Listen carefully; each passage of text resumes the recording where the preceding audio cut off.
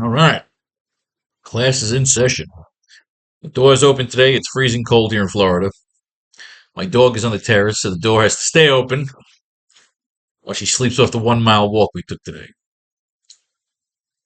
Brought to you, as always, by the new Faro's Lounge Kickstarter. We are up to pages 15 and 16. This is lesson 8 of our 12-lesson class for writing the first chapter in our sequel, The AracKnight Returns. It's coming out a lot of fun. Hope you're enjoying the comic writing process. Chapter 3 of the AracKnight is in production. Chapters 1 and 2 are finished. This is the Kickstarter for Chapter 1. As soon as this ships, we'll do the Kickstarter for Chapter 2. And so on and so forth. The pages are finished finally. Chapter 2 is already done. Chapter 2 is finished. We got to finish Chapter 1. Long story. All right, you know how we do it. So far, the formula's been working out well. Issue of Amazing Spider-Man. Then we do 2 issues of the team up, railroad right back into 1 more issue of Amazing Spider-Man. Right now it's been going about 4 comics per class. We want to get 2 perspectives since this is the second installment in our series. We don't always just want to stick with 1 storytelling installment, and they were running 2 series at the same time. So this essentially is the Spider-Man of the 70s. We take you back to the year 1974. All right, let's do this. Well, first, let's get to the previous 2 pages from the last class. Let's get all caught up. We had basically, in pages 11 and 12, Spider-Man leaps into action, all arrogant, gets fucking ass handed to him by the Vulture and the Sandman. So now they hold him up. All right, page 13, panel 1. Sandman holds up a crumpled Spider-Man while the Vulture pulls out a box with the Sinister Six logo. Fucking train is coming, isn't it? I love my place. I hate the fucking train.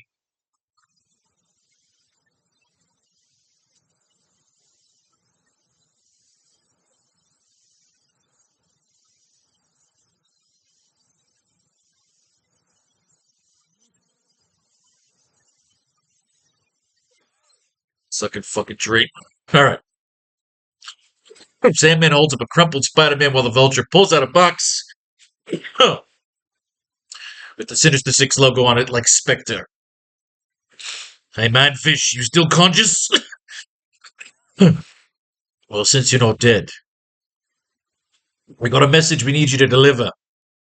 And we shall spare your life for the privilege. This time. Close up on the box as the Vulture opens it to reveal a holographic final message from Dr. O before his takedown of the previous novel.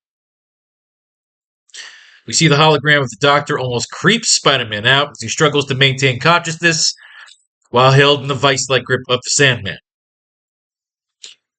The good doctor left us a message. It said you and your fellow pigs were coming for his bits and viddies. His bits and vittles. Not viddies. His bits and vittles. Said you and your fellow pigs were coming for his bits and vittles.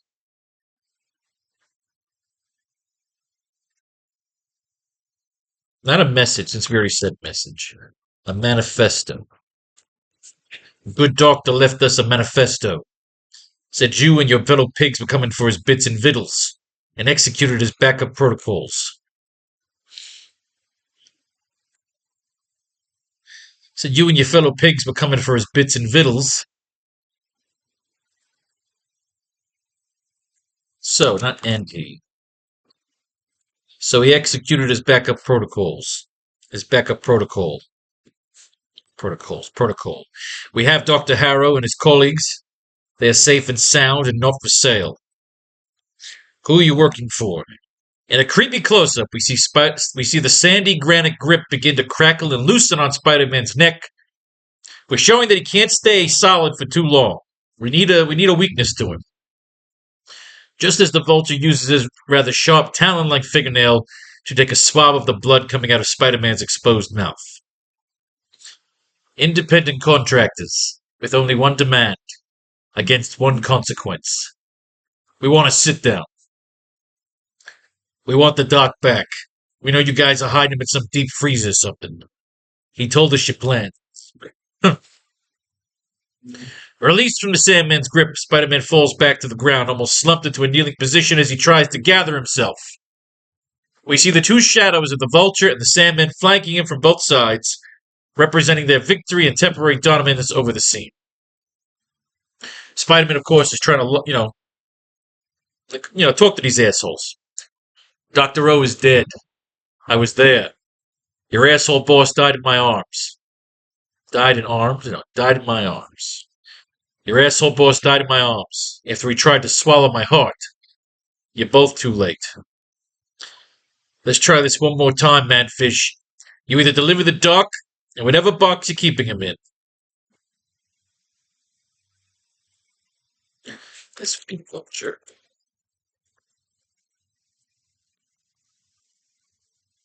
Or we'll tear this floating castle apart brick by brick and find him our bloody selves. Drop the whole fucking thing into the ocean, where you can join Atlantis. What's the problem with having a fucking door open? You got yachts. I live by the river. You got yachts coming by. They're fucking sound systems. And I'm on the 20th floor. And you can fucking hear that from here. Silent shot as Spider-Man gathers his breath and sees they have him on the bridge by himself, with nothing but a small trail of sand behind them. Spider-Man flinches and holds up his arm across his face with an almost sudden fear as a police copter comes back into the scene to pick him up. SFX of the copter and spotlight hitting Spider-Man directly in the face. To this day, I'll always be a fan of pro wrestling. Oh, we need narrative box here. There it is. Who's right? 1 week away. Yeah, fuck off. To this day, I'll always be a fan of pro wrestling. The mayhem and the melodrama, where the bad guys come into the kingdom and stomp around like spoiled giants, till the hallowed knight returns to town and slays the bloody beasts. As I sit here and wait for that supposed healing factor to kick in, with that metallic taste of my radioactive blood providing no source of thirst quenching. Read that again, because if you can't get it out, you can't write it. Can't read it, you can't write it. As I sit here and wait for that supposed healing factor to kick in, with that metallic taste of my radioactive blood providing no source of thirst quenching, all I can think of now is the concussion starts to plateau. All I can think of now, as the concussion starts to plateau,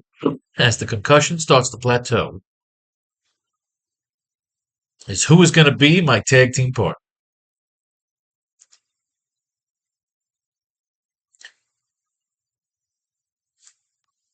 We showed the outside shot of the police hospital building.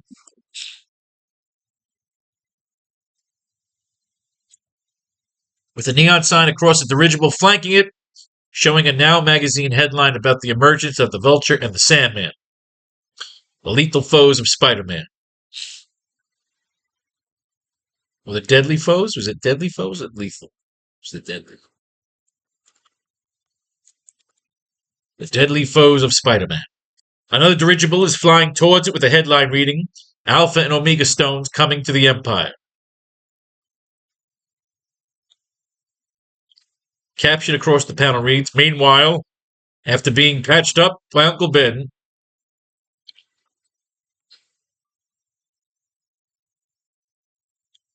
God, that TikTok shit's annoying. We pan inside to show Commissioner Stacy patched up in bed and surrounded by doctors and several uniformed cops, as well as reporter Betty Brandt. How are you, Commissioner? It was a flesh wound, Miss Brandt. I'll be back on the stones come sunrise. What do you intend to do about these new invaders to the Empire? I intend to show them the door, Miss Brandt, unless you have other ideas. Commissioner Stacy will see a small gesture of Webb float past his window holding a cigar, indicating that he knows Spider-Man is out there so he can dismiss his guests. I'll have the full nature of our battle plan once I've met with the mayor. Then now we'll have the exclusive. As for tonight, tell the nurse I need a fresh pot, and someone get a hold of my daughter. Always have those little Gwen Easter eggs out there.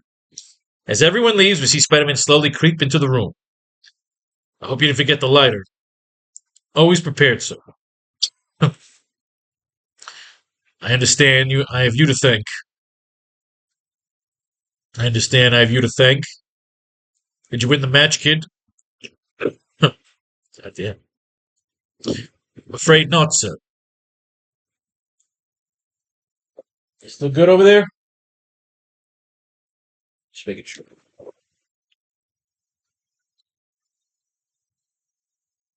Throat is dry. Ugh. Did you win the match, kid? Spider-Man lights Commissioner Stacy's cigar. Afraid not, sir. We're looking at 2 alpha levels, with a stack of chips and an odd request. Which means there's a leak in the department. Or some of those mini murder bots might still be sneaking around. Because no one knew about those hired brains coming in. So is there a connection?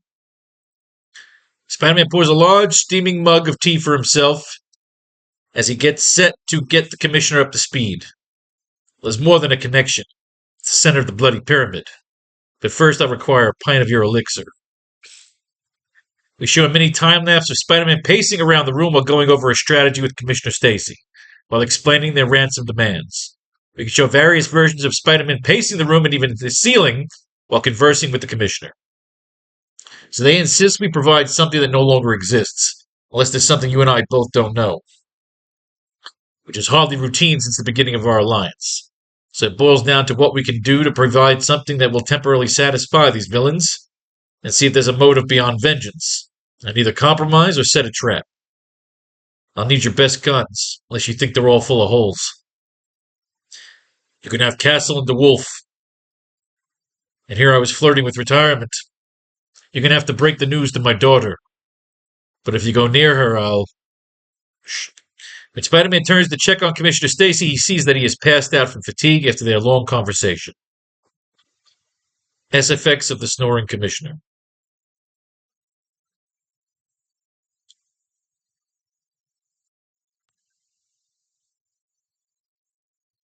All right. I like that. We don't need a line there. I think a line there would be tacky, like, rest easy, sir. You know, it's kind of cheesy.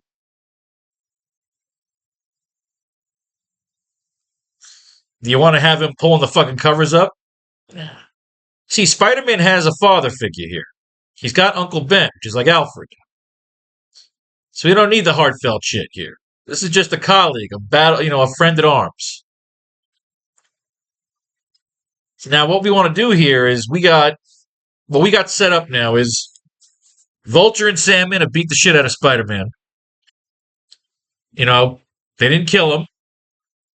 They got the jump on him, so they got the early jump on him, so they got the first win. They gave him a message. They want Dr. O's body. That's all they're saying right now. We want Dr. O's body. We're going to tear this fucking city apart. They've shown off their guns. They've gone after the cops. So now Spider-Man went after getting patched up. He met up with the Commissioner. He says, look, we got to figure out what the fuck we can do to provide the... So now what I need... The mayor obviously had the body of Dr. O. It was stolen. Does the mayor know that Osborn has it? Nobody knows that Osborn has it. Right now we know that Norman Osborn and his Howard Hughes hidden little enclave stole Dr. O's body.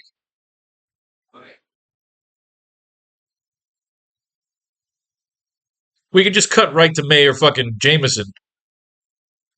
With the Commissioner. Flanked by Castle and DeWolf.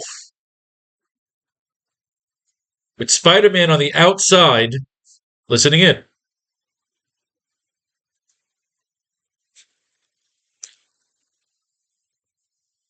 We cut to the mayor's office. The next morning. We can remember, we have all these different places to go now. We can go to Norman Osborn, who's got Dr. O. Let's get right to the reveal where the mayor's like, look, we had the body. We were transporting it to to S.H.I.E.L.D. We sold his body to S.H.I.E.L.D. It never made it. How do you know it never made it? And that's when Nick Fury could come out of there and say, I'm working with the mayor on this. The brains, we were the ones that were bringing the brains in. The brains were intercepted. I mean, shit, let's just get right to it. The fucking government's involved.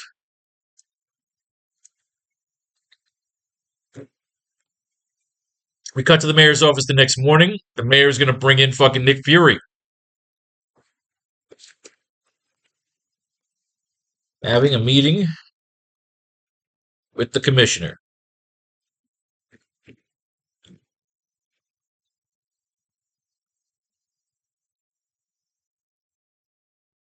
So should we show the mayor's office? We show the building? Let's show off a cool fucking building if we want to do that.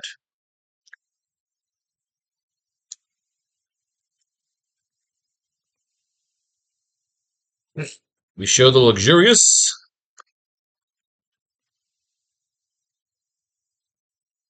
sky high mayor's office. Or should they be meeting at the Now Magazine building?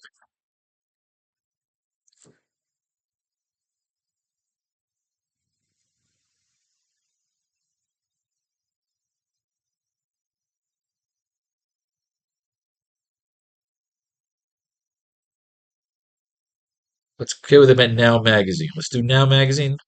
Is it tacky to have them meet at Now Magazine? You know what it is? I think Jameson's more comfortable at Now Magazine.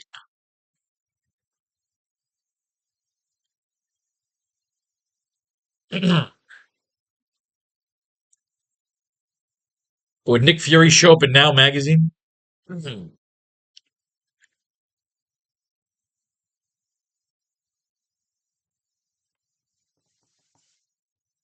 So I'm trying to figure out. Sorry, babe, that's not the door. All right, we know we got to get the commissioner in this meeting with the mayor, where the mayor says, okay, let's set a trap. On these 2 pages that we're doing for today's class, we got to set a trap. The trap, of course, has to fail. Spider-Man cops, it's got to be like just an onslaught. We got to get creative with the art. Can't just be punches and kicks. They got to set like a Predator-style fucking trap for these 2 guys. And of course, they'll spring the trap. So let's do some fucking reading. Figure out what we want to do here. We got to set a trap. Let's set a fucking trap. So let's get some ideas by going through 1974. Spider-Man versus Hammerhead. Betrayed. Alright, so we last left off. Spider-Man's getting fucked with by the Jackal, by the Punisher. Ugh. It's got some thugs over here in some fucking yellow outfits here. The Spider-Mobile is now a thing. Take care of these babies. Alright, we've been through this moving. I can't stand about working for the boss, is having to listen to give us instructions. We ain't exactly dumb, we're the best in the business. Oh, here comes Spider-Man to fuck some shit up. It's no time. Not bad, handsome. Laser device. You'd call it death ray. Kick this guy's ass. Kick this guy's ass. You think for life I'll let myself get captured by a costume creepo like you? Nice tackle. Nice tackle. Pleasant little conversation. The skyscraper. I can't tell you, Spider-Man. I'll die if I talk. But think of the alternative. Maybe I'll get mad and force you to watch reruns of the Debbie Reynolds show. All right.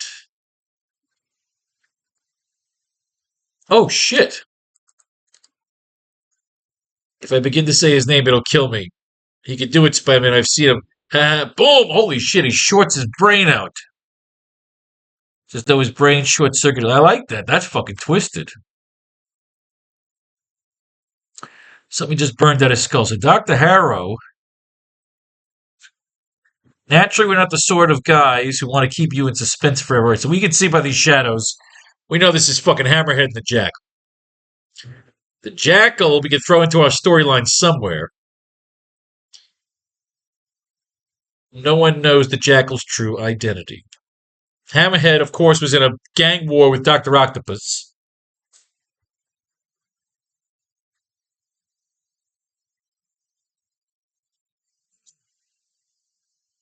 I know this then, my gangster friend. Perhaps you were once the most powerful gang lord in New York, but that's over now.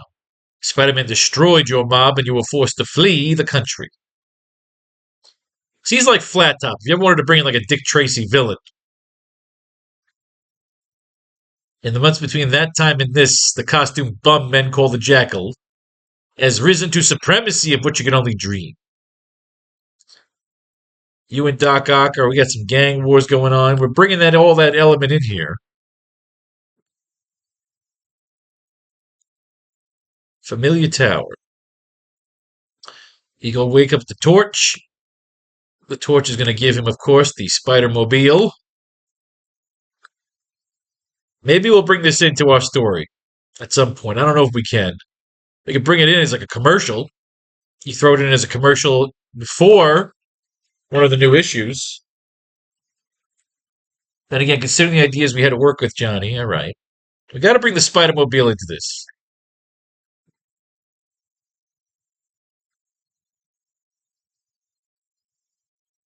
Spider signal, all that shit.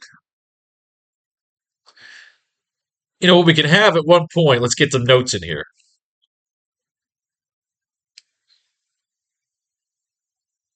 So I don't know if we're going to do the hit job.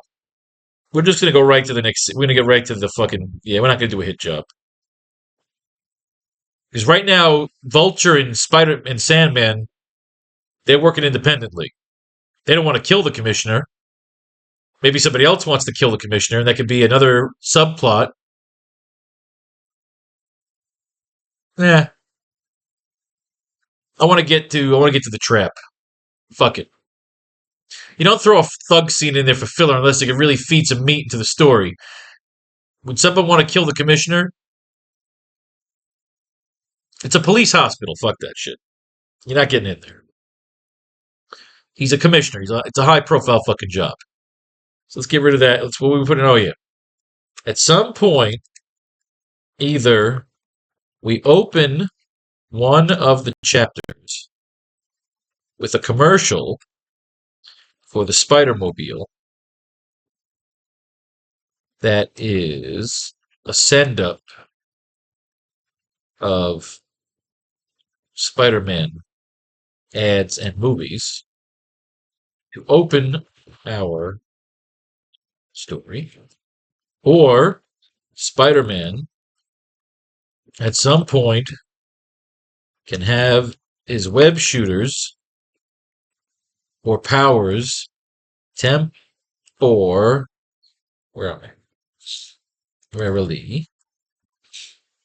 disabled, and he can use the Spider-Mobile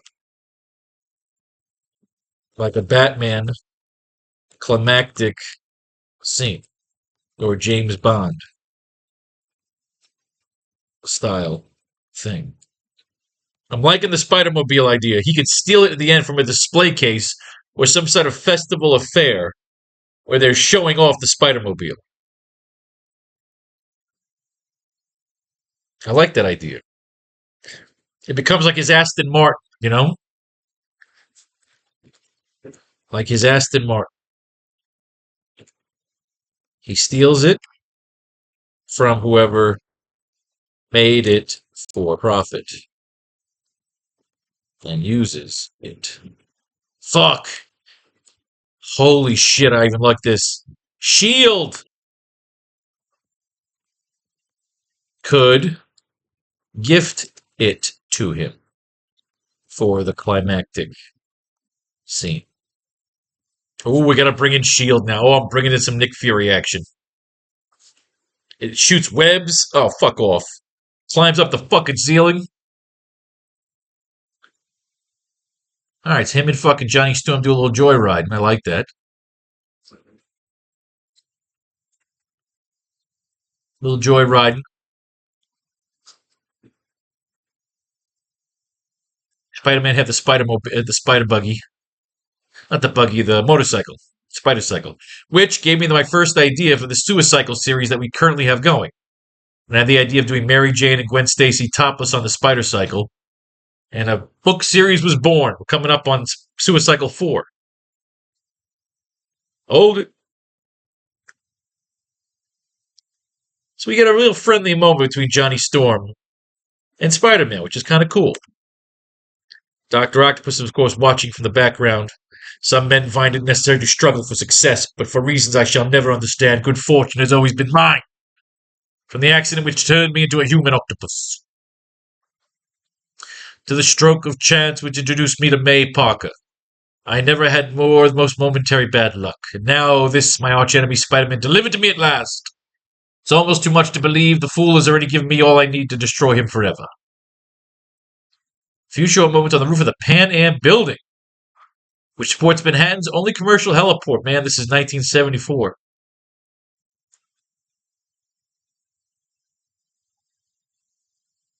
That's cool. Remember, I have him in a police fucking hospital.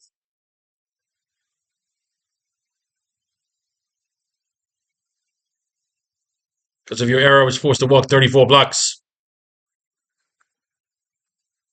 Leave him there. He knows nothing which can harm me. The silent features of my plan are unknown to only a few, not counting one dead man in Montreal. Oh, that's right, that lawyer they killed. See, I love the art to hear that perspective of like the helicopter taking off. This is really cool. This is well done. So Dr. Octopus is marrying May in the next issue, right? Johnny Storm taught him how to drive. Aunt May's been meaning to call her. Not disturbing you, your benefactor, old Dr. Octavius. Someone's at the door. Hey, it's Mary Jane. Good old Mary Jane wants to bang Peter. Peter's trying to move on from this Professor Warren, this jackal. And the thing that sucks is that, like these next 20 issues are all building up to the Gwen Stacy clone and this fucking Spider-Man clone. That's the next fucking 20 issues until 150. I believe he kills the clone in 150. If I remember my Amazing Spider-Man mythology. He's got to tell up at Spidey-Mobile. Betty Brant and Ed Leeds are throwing a little party. We're getting into the Spider-Man's side life. We have all the thugs here again. Dr. Oct is running through town. Well, this is Hammerhead's people.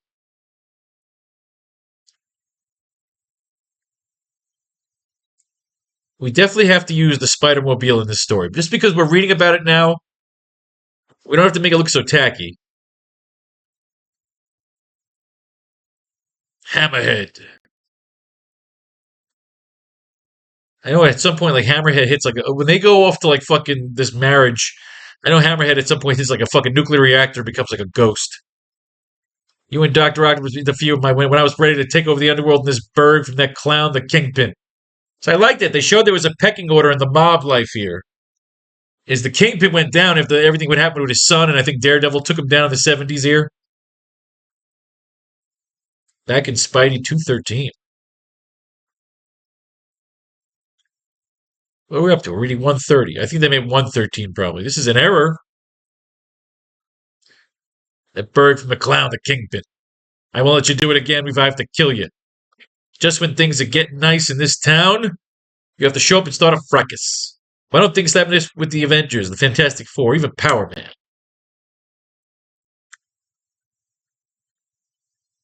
Hammerhead's been getting an upgrade.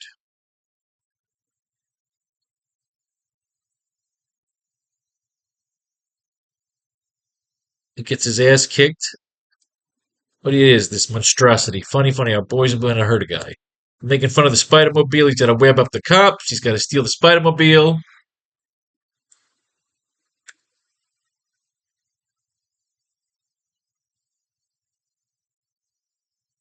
Dr. Rock had that guy killed, Alfred Rimbold. He found it. Spider-Man will know, but both Hammerhead and Dr. Octopus know. See, that's what we need. We need in this story, with Spider-Man getting his ass kicked by all these parties involved, finally he's got to figure out a way to outsmart his enemies. In this story that we're writing, he's got to outsmart his enemies and get them to kill each other. That's our goal for this story. It can't just be your standard, he beats them all at once, because they're going to be ganging up on him in the second story, the AracKnight Returns.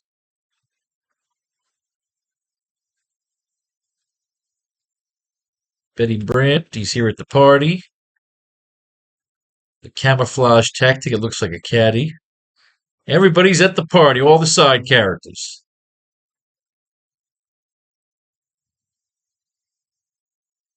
MJ likes him. Parker!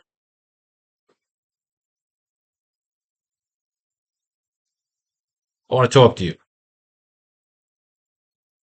Time to give you your Christmas bonus. A cigar. It's really nice. I like that.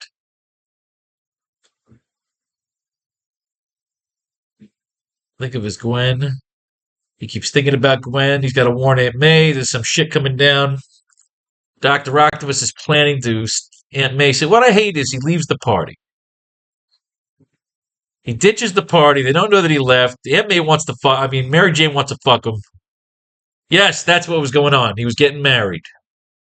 That's why he had to leave the party. Dr. Octopus and Aunt May. Now, I killed Aunt May off in the storyline. So, yo,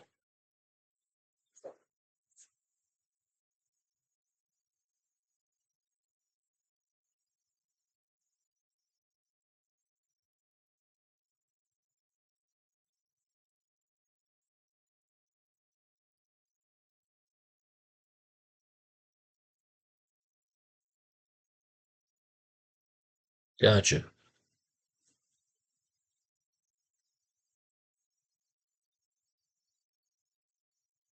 Oh shit, that's right. All right, so I'll wait. I'll see you the next day.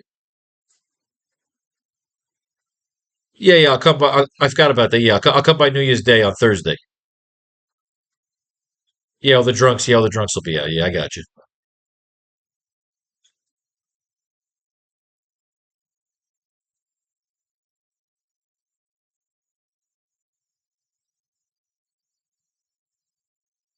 All right, good to hear. Good to hear.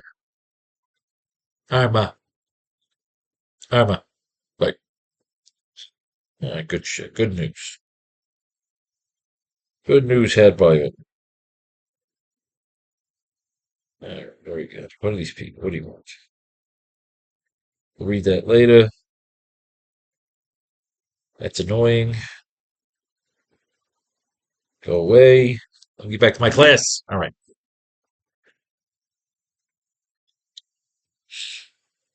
So we'll come back to this, and we're here, which isn't a fucking Spider-Man story, which is a little annoying.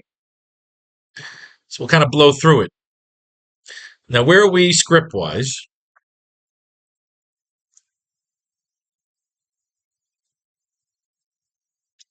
We cut to a shot of the Now magazine building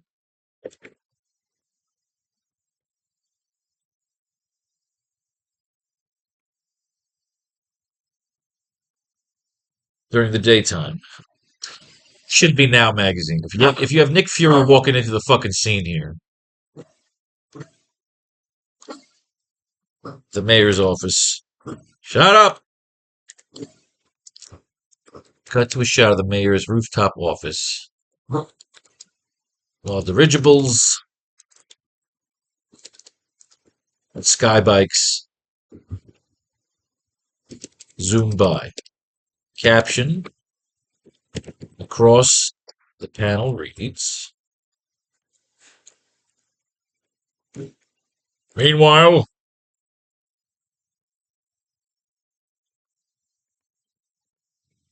at the mayor's office, the following morning,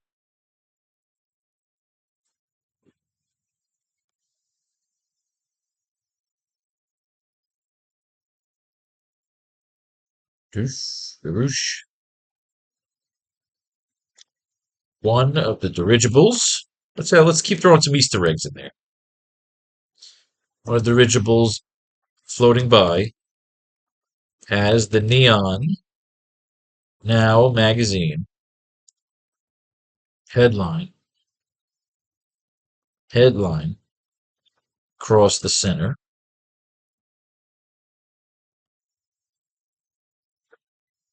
Um, the search continues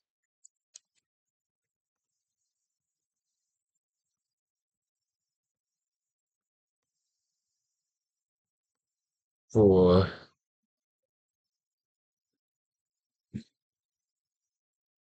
the search continues for Tony Stark.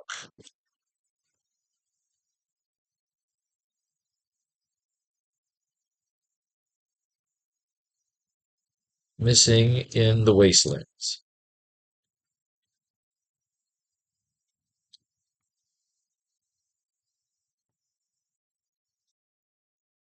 Missing in the wastelands.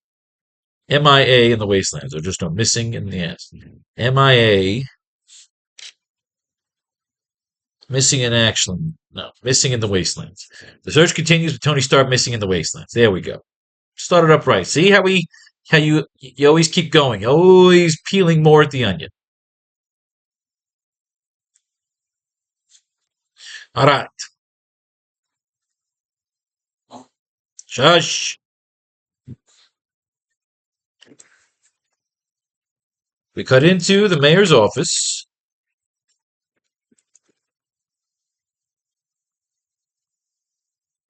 Where we see the commissioner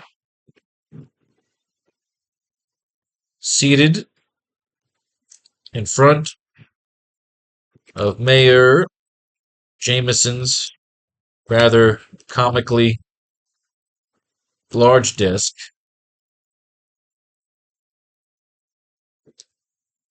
The commissioner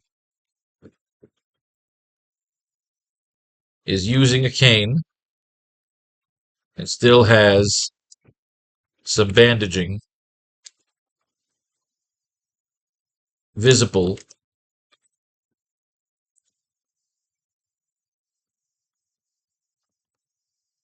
from outside his suit.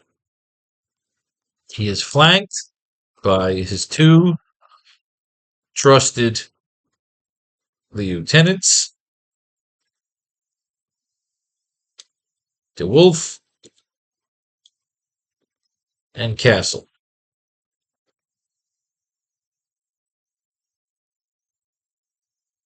We are coming into a conference.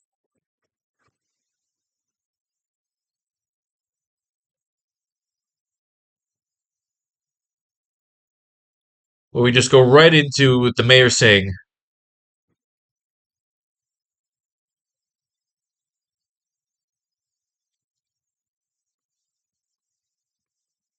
Mayor Jameson.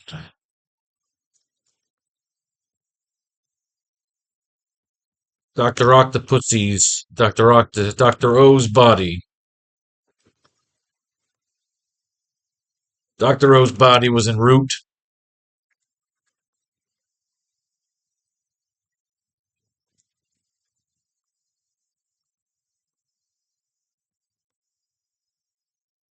We sold Dr. O's body.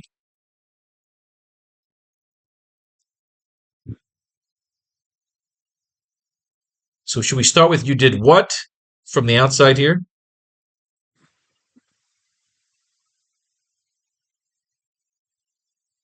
We cut to a shot of the mayor's rooftop office. We cut into the mayor's office where we see the commissioner seated in front of Mayor Jameson's rather comically large desk. The commissioner is using a cane and still has some bandaging visible from outside his suit. He's flanked by his two trusted lieutenants, De Wolf and Castle. We're coming into a conference where they are planning a trap for the Sandman and Vulture.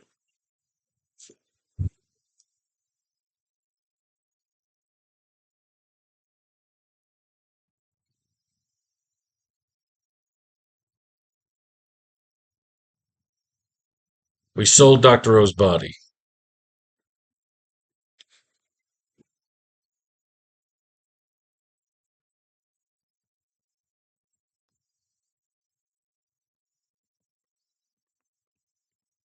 Sold it to whom, Mr. Mayor?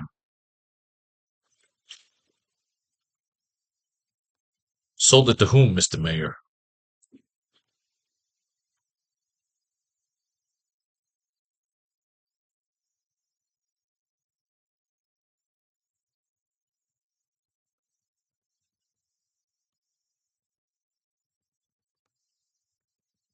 Doesn't really matter, does it? Doesn't really matter, does it? The body never made it. Never made it to the destination. Doesn't really matter, does it? The body never made it to the destination.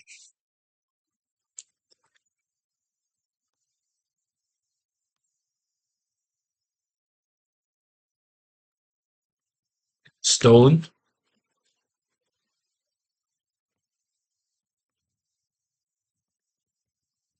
or destroyed. I wasn't in office yet, and let's just say many things many things were lost during the transition.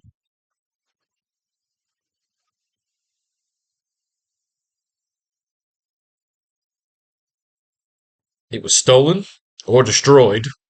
I wasn't in office yet. And let's just say many things were lost during the transition. I didn't keep you in the dark. I didn't keep you in the dark for any other reason.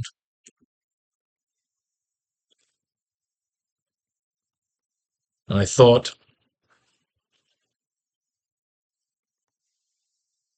didn't keep you in the dark for any other reason than I thought that the issue was as dead as the doctor.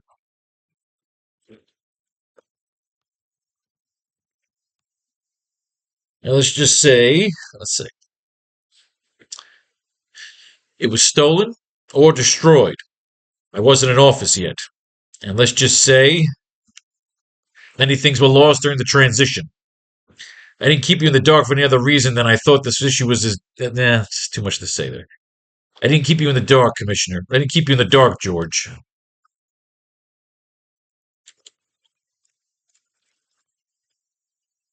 I didn't keep you in the dark, George. I thought this issue. I thought this issue dead and buried, along with these associates that you speak of. Tommy T.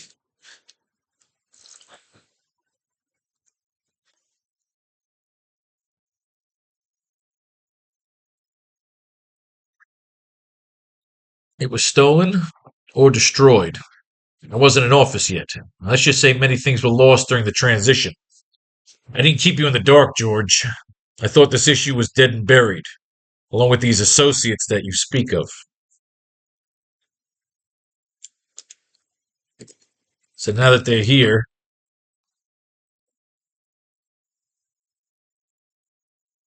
so now that they're here, what do you need from me?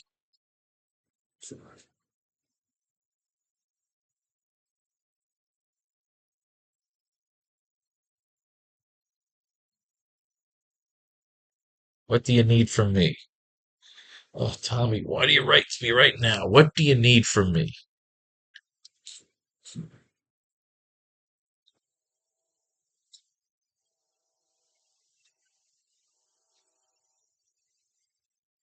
What baby's inside?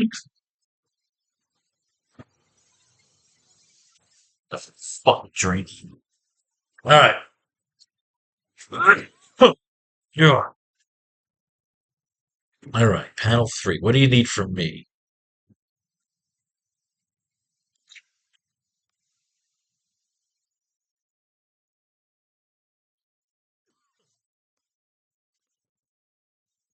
So we shouldn't show Spider-Man yet. Obviously, we're gonna have Spider-Man's gonna be on the outside here.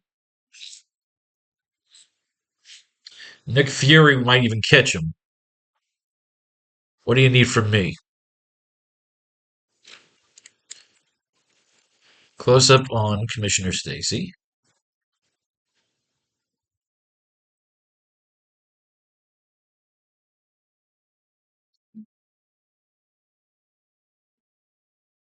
Close up on Commissioner Stacy doing what? What's he doing? What's Commissioner Stacy? Commissioner Stacy. What I want in this page. Commissioner Stacy's got to ask for more firepower. Wants to know where the doctor's body is. Nick Fury's going to come out with a life model decoy. Yes. Yes. Life model decoy. Close up on Commissioner Stacy, looking annoyed.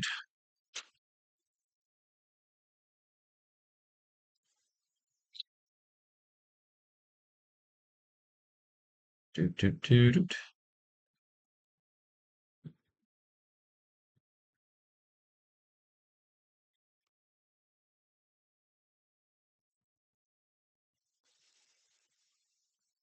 What do you need from me? I need to know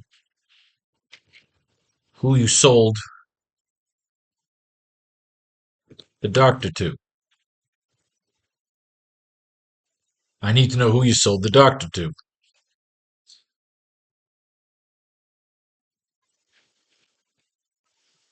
Whatever explanations, for whatever machinations of nature, for whatever machinations of nature and science. I need to know who you sold the doctor to. For whatever machinations of nature and science, these two men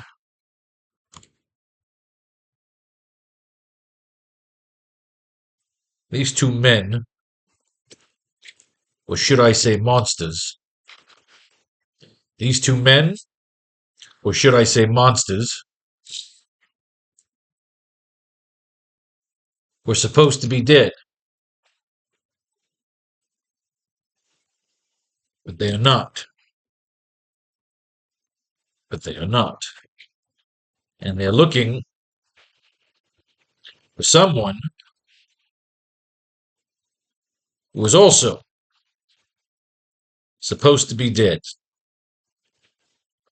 But I've learned now, that he is not. Otherwise,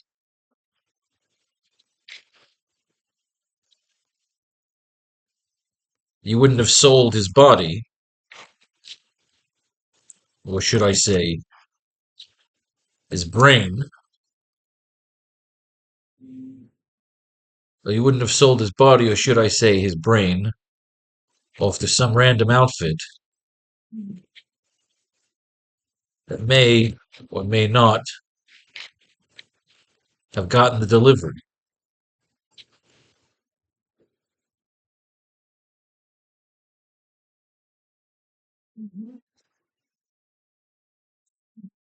I need to know who you sold the doctor to.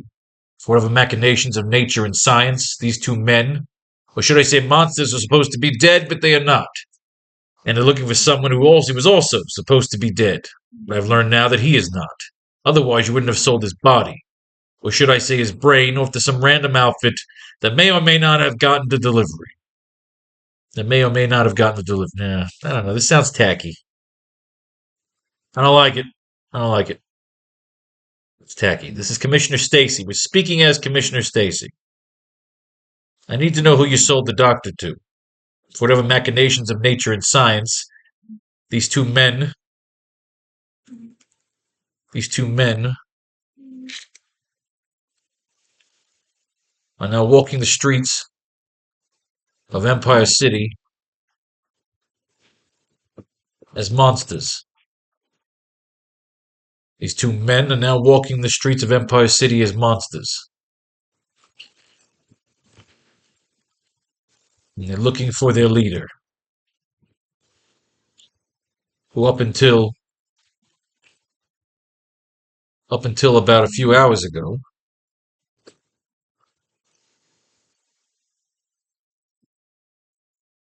these two men are now walking the streets of Empire City as monsters. And they're looking for their leader, who up until about a few hours ago was dead. To you, me, well, to me, and everyone else was dead. To me and everyone else. Apparently, he's not. But you would have no reason to sell his body. Or was it his brain?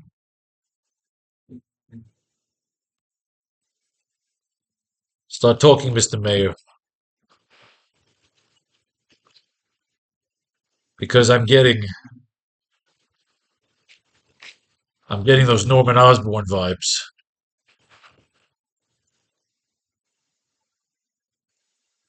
I'm getting those Norman Osborn vibes right now.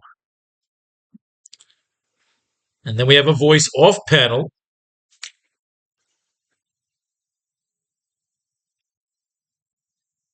Voice off panel.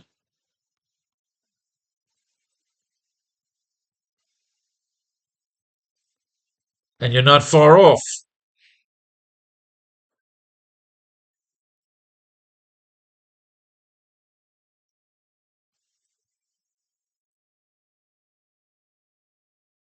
You're not far off, Commissioner, because I'm getting those Norman Osborn vibes right now,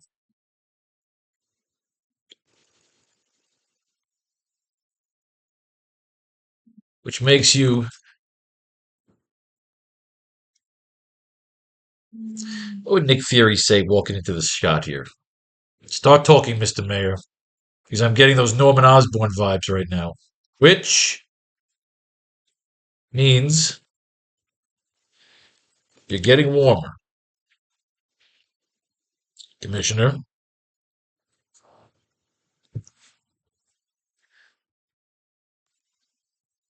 Walking in from off panel is Nick Fury, director of S.H.I.E.L.D.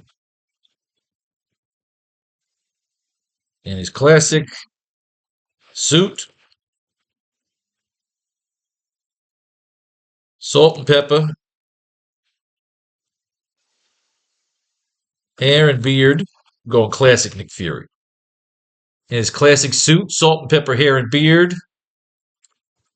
cigar, and eye patch.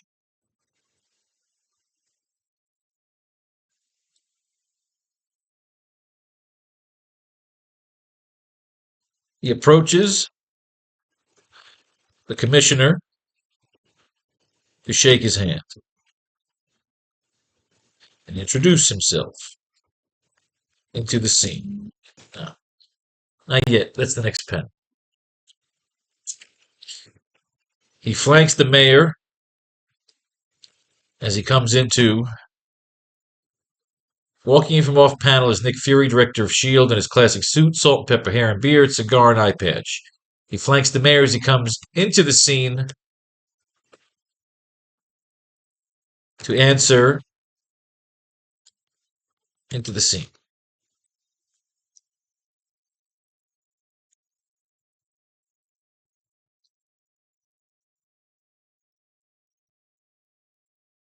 Nick Fury walking into the scene here.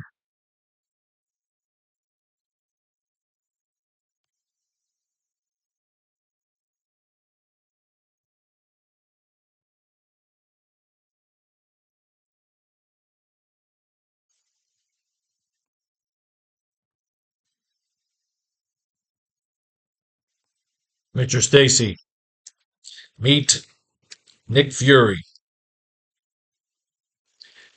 director of S.H.I.E.L.D.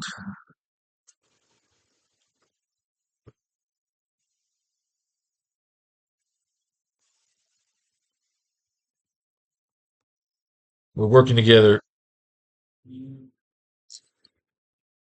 on the transition of Empire City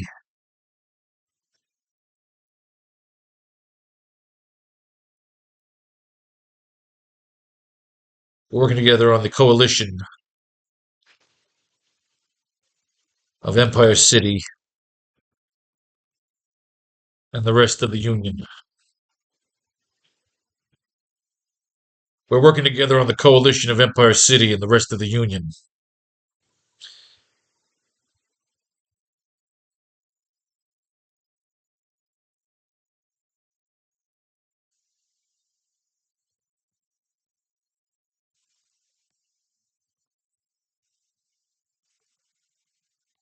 the rest of the Union.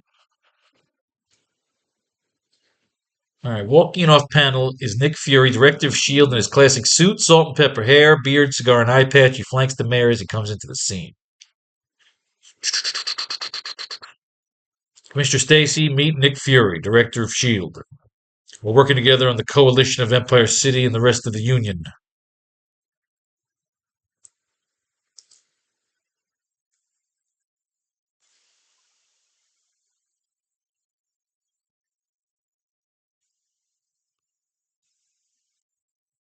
Such as the Sky Bridge.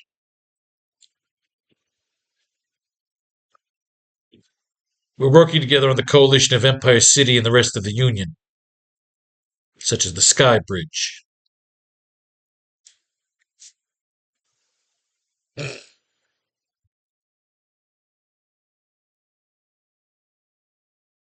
Such as the Sky Bridge. We're working together on the coalition of Empire City and the rest of the Union, such as the Sky Bridge. Kind of like a sarcastic comment. The Sky Bridge got fucked up the other night, 2 nights ago, however long this was ago. Flanks me such as the Sky Bridge. All right.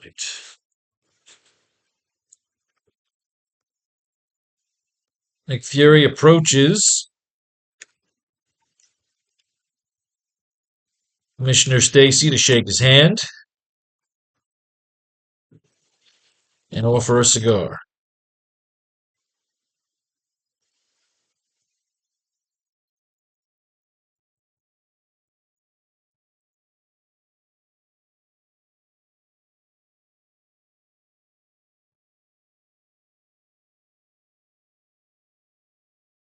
All right, here we go. Such as the Sky Bridge. Nick Fury. Nick Fury approaches Commissioner Stacy to shake his hand and offer a cigar.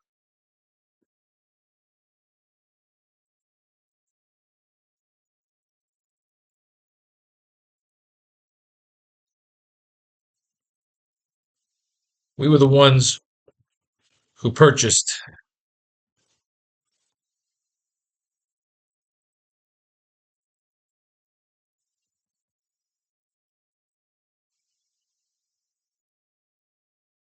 We were the ones who purchased the package.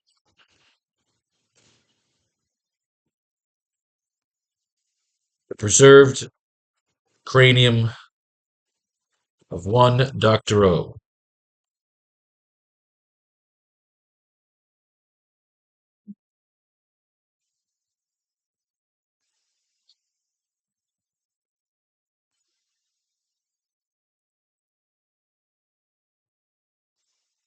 Token of my respect.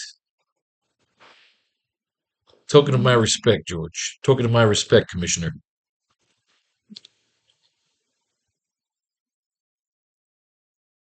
Token of my respect, Commissioner. And apologies if you felt, and apologies if you feel kept out of the loop. We were the ones who purchased the package. The preserved cranium of one Dr. O. A lifeless computer to most.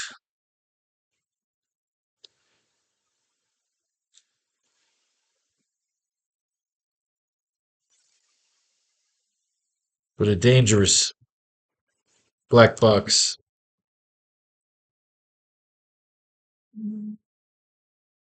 But a dangerous black box. But a dangerous mother box.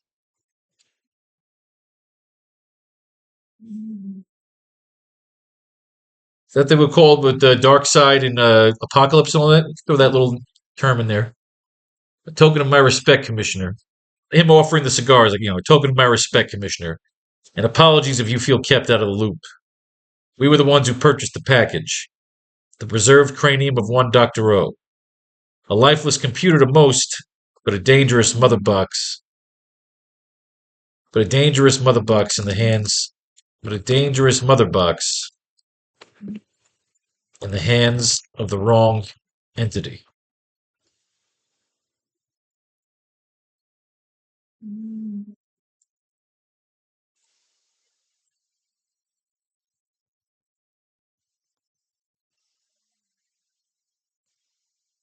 Nick Fury.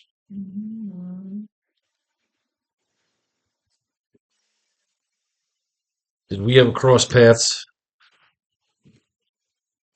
Did we ever cross paths during the war?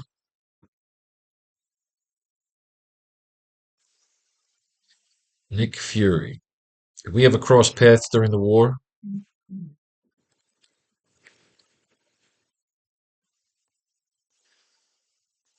If it was, it wasn't. That's cheesy. You shouldn't have heard of Nick Fury. Nick Fury's a fucking spy.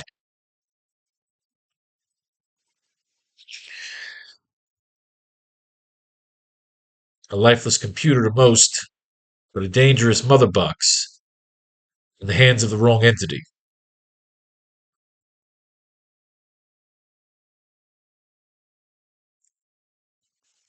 And you never received this package. And you never received this package.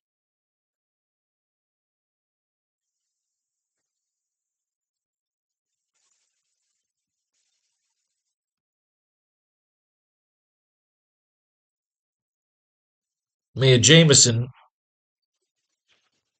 isn't lying. A lot of things were lost during the transition. And we believe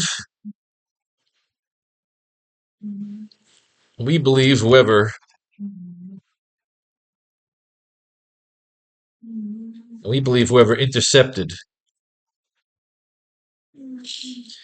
Mayor Jameson isn't lying.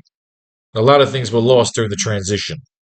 And we believe whoever intercepted the package may have had the power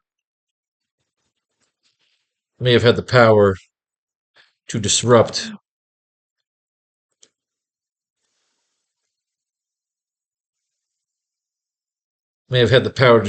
said transition.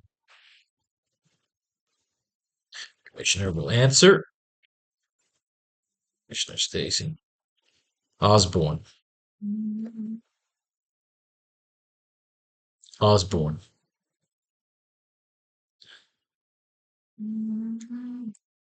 Another zombie.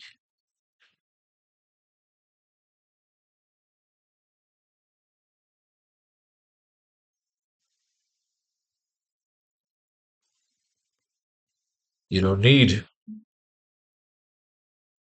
me for this one. Go get Doctor Strange now, kid. Osborne. Another zombie.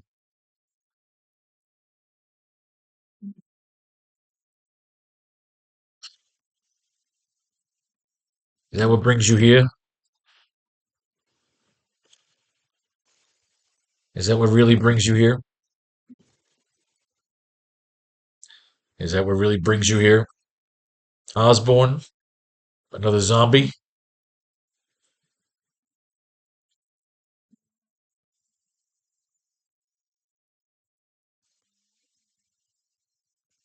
I'm looking to set a trap.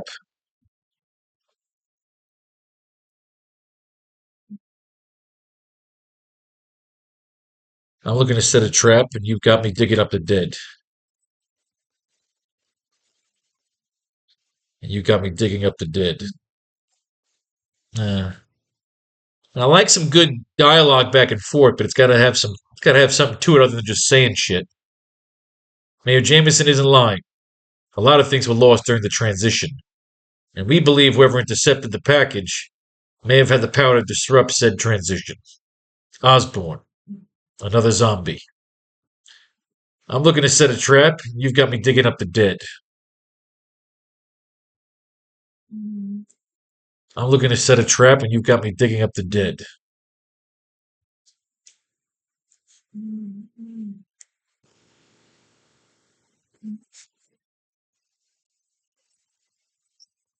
So what do you have for me, Fury?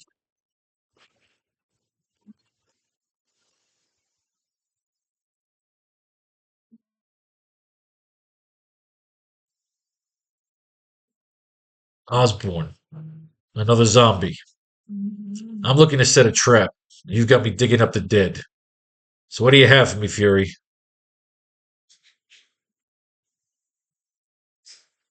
Let's get rid of these notes because we're busting out the life model decoy. Famous for the Shield comic books. They got a lot of fucking notes here. Holy shit.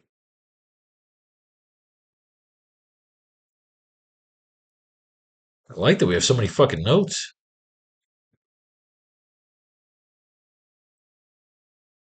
Yeah, the Jetman moment. Okay, this is all notes we're still using.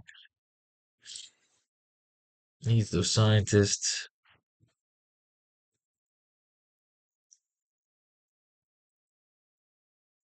All right. Let's move these notes. These notes, these notes, these notes, these jokes. It's the notes which helps us line everything up for afterwards.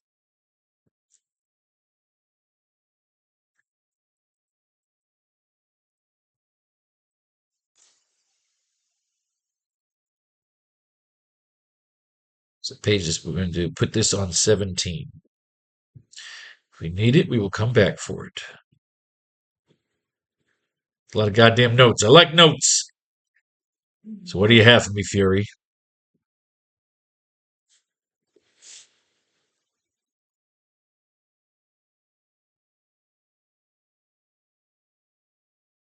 No, we don't need that yet. Okay.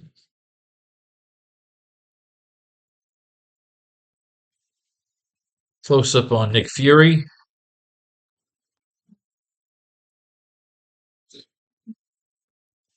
Pulling out a suitcase.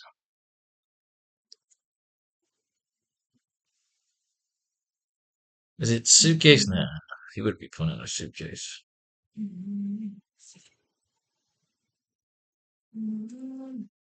Because we're going to have him. This is where Nick Fury asks him about Spider Man.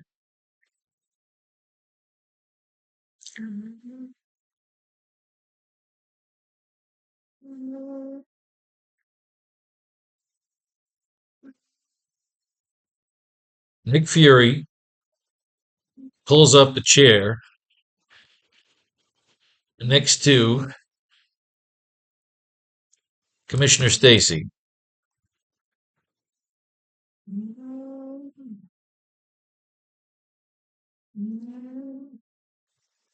As he swipes the cigar from Jameson's mouth.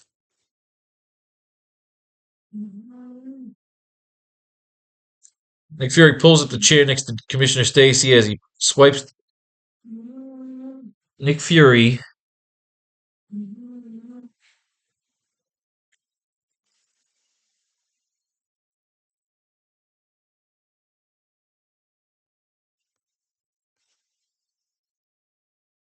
Fury sits next to Commissioner. Nah, he doesn't sit next to him.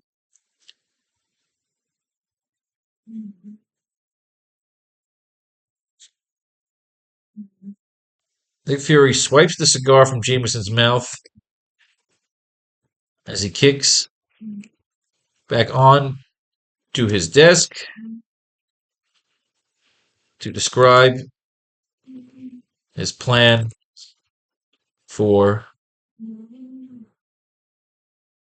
Sandman and Vulture. Plans for the duo.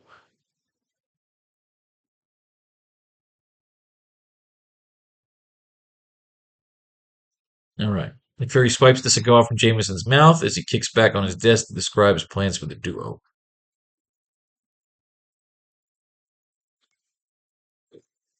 Because Nick Fury gave his cigar Commissioner Stacy. Let's see.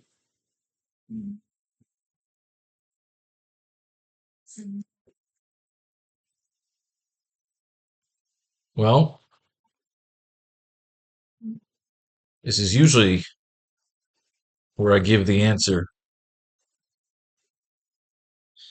Well, this is usually where I give the answer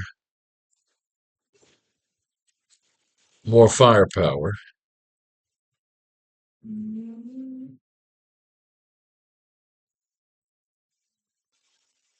That won't work with this set.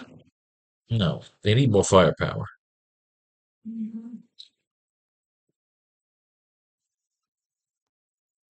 Besides more firepower, I believe we have the best bet for luring them in.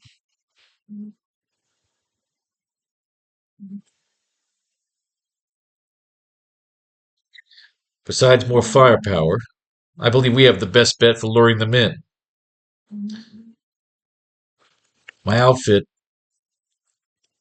employs the occasional fuck off color guard. My outfit employs the occasional the occasional protocol.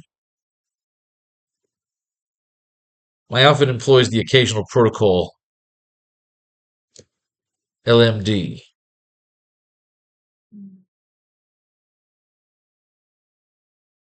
My outfit employs the occasional protocol LMD. Life model decoy. I believe we have the best bet for luring them in. My outfit employs the occasional protocol LMD. My outfit employs the occasional protocol LMD. Life model decoy.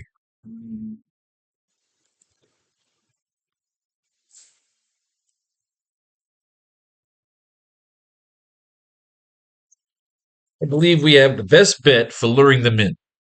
My outfit employs the occasional protocol LMD. Life model decoy. It would take a little creativity as we continue to explore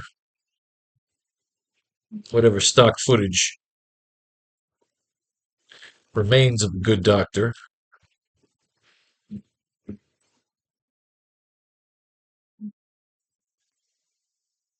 But if we bring them in close enough.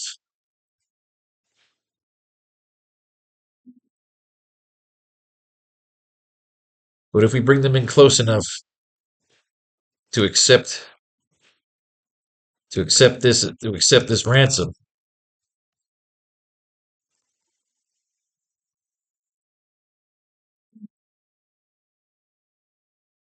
if we bring them in close enough to accept the ransom,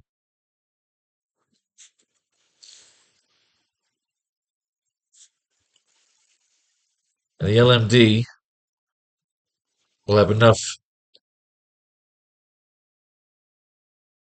and the LMB will have enough sensors,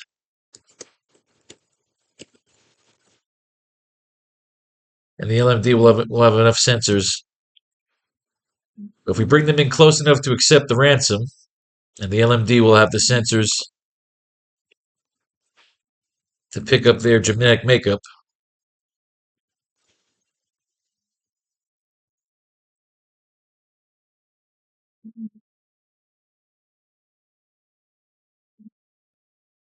but if we bring them in close enough to accept the ransom, and the LMD will have the sensors to pick up their genetic makeup, and the LMD that will have the sensors, and the LMD sensors picks up their genetic makeup. But if we bring them in close enough to accept the ransom, and the LMD sensors picks up their genetic makeup,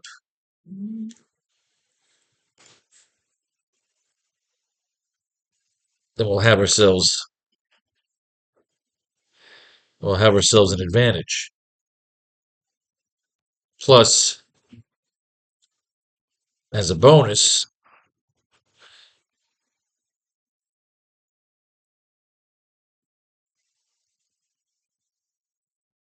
we'll make enough spectacle.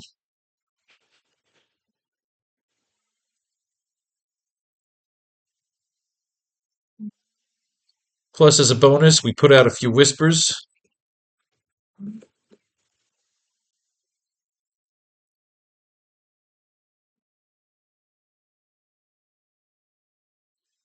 All right. This is Nick Fury. Besides more firepower, I believe we have the best bet for luring them in. My outfit employs the occasional protocol LMD, life model decoy. We'll take a little creativity as we continue to explore whatever stock footage remains of the good doctor.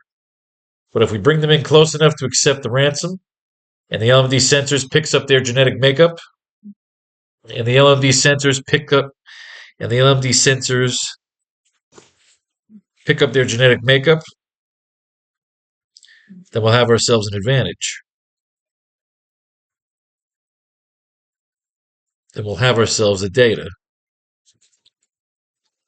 Then we'll have ourselves the data, which may provide a needed advantage. Plus, as a bonus, we put out a few whispers about the drop. Put out a few whispers. We put out a few whispers in the circuit.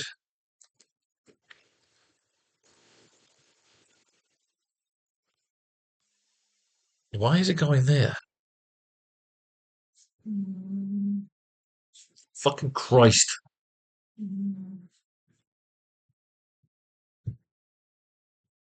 Still centered. And why is it over there? This chooses to aggravate the living shit out of me. Good.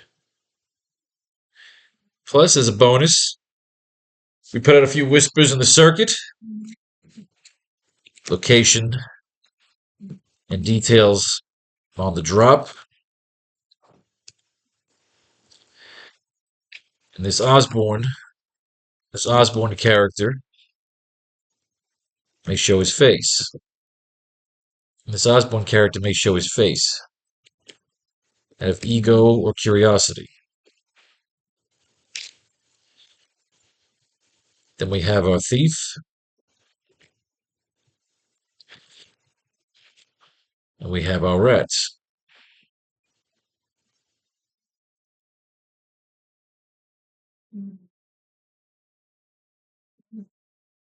And we have our rat.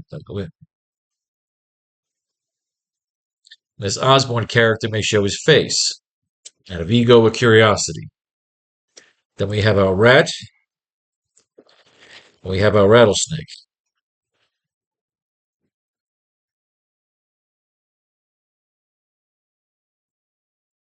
No, so we need something. Then we'll have our goose, and we'll have our goblin.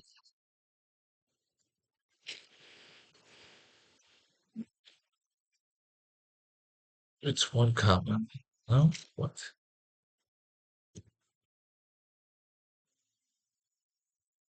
Then we'll have our goose, and we'll have our goblin. Besides more firepower, I believe we have the best bet for luring them in. My outfit employs the occasional protocol LMD, life model decoy. We'll take a little creativity as we continue to explore whatever stock footage remains of the good doctor. But if we bring them in close enough to accept the ransom, and the LMD sensors pick up their genetic makeup, then we'll have ourselves the data, which may provide a needed advantage. Plus, as a bonus, we put out a few whispers in the circuit, location and details on the drop, and this Osborne character may show his face out of ego or curiosity. Then we have our goose, and we'll have our goblin. Then we'll have our goose, and we'll have our goose, and we'll have our goblin.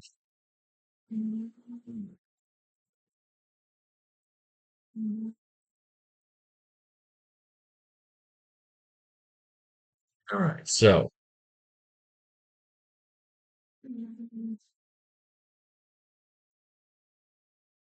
we'll have our goose, and we'll have our goblin.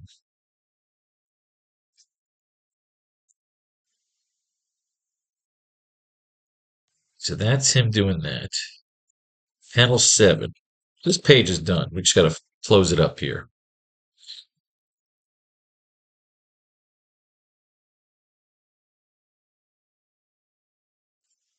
How about boots? They don't want to just close up on the commissioner.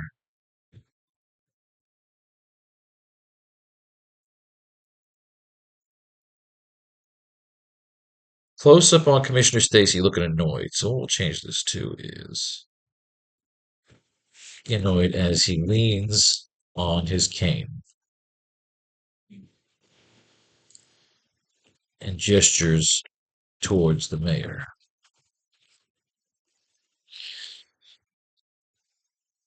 I like that better.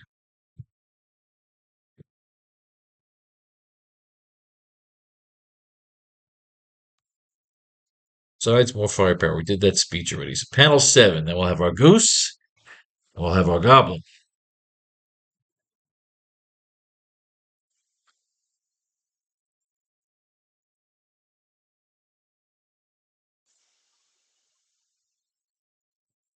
We cut to outside the mayor's office to show Spider-Man clinging to the roof.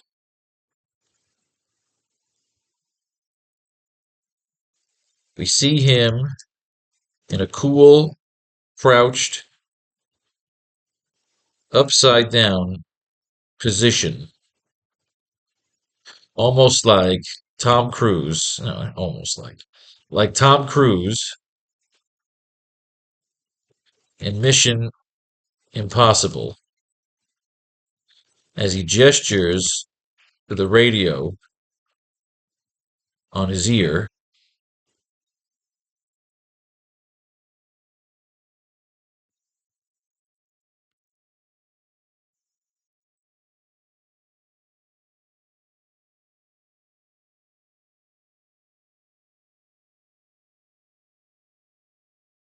You shouldn't go out there yet. That should be panel 8. Give me one more panel in here where the commissioner, well, where Nick Fury and Mayor Jameson will ask about Spider-Man. And we'll cut to Spider-Man outside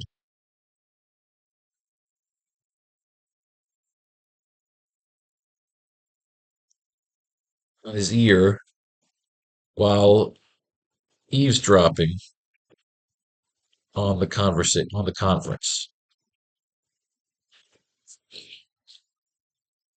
And we'll have our goblin.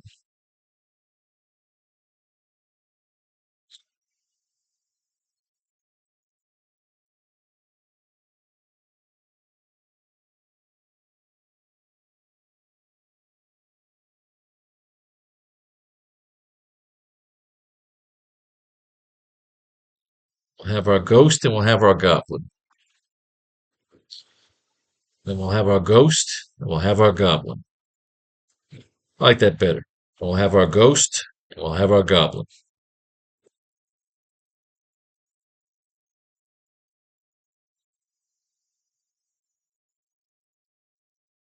Commissioner Stacy stands up using his cane as he faces down Nick Fury and Mayor Jameson.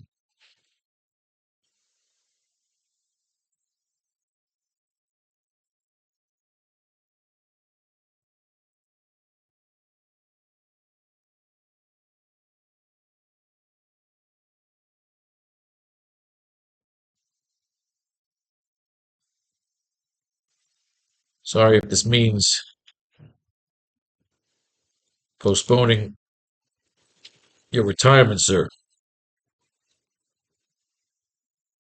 Sorry if this means postponing your retirement, sir.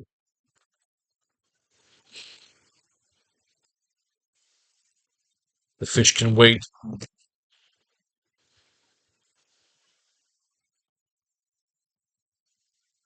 fish can wait, Commander. We look forward to working with you.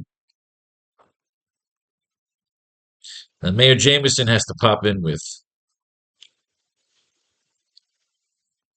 There's one other thing. Fury. There's one other thing. There's one other thing, Commissioner.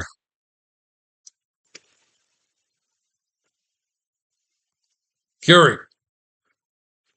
Remember what we talked about.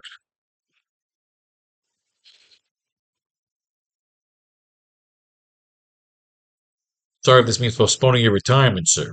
Fish can wait, Commander. I look forward to working with you. There's one other thing, Commissioner. Fury, remember what we talked about.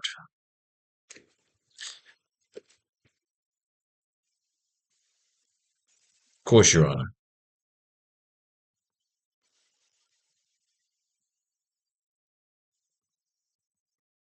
There is another matter.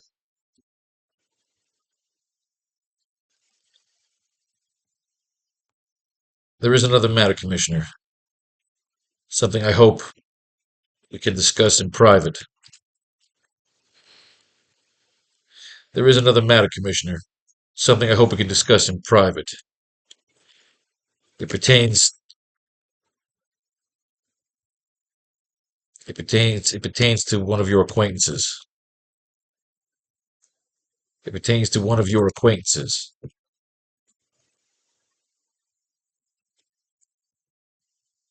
What should I say?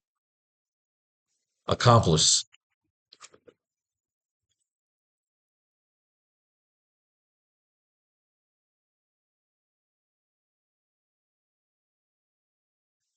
Of course, Your Honor. There is another matter, Commissioner. Something I hope we can discuss in private. It pertains to one of your acquaintances. Or should I say, accomplice.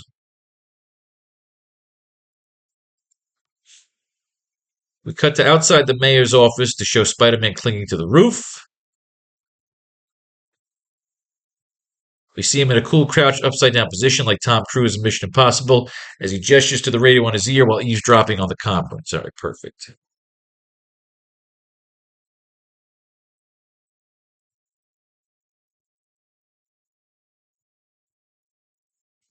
Nick Fury's voice.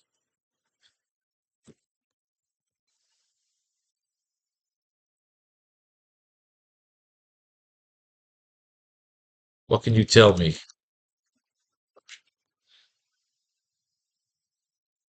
What can you tell me about the one they call Spider-Man?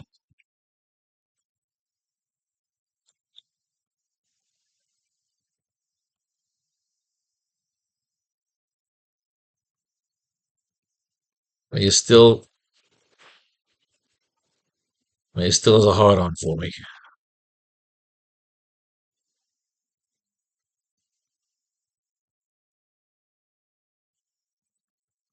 Must be your charm and clever vernacular.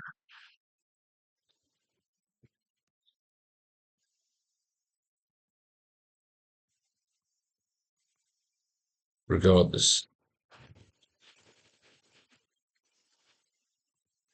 what do you know about? What do you know about this face, man?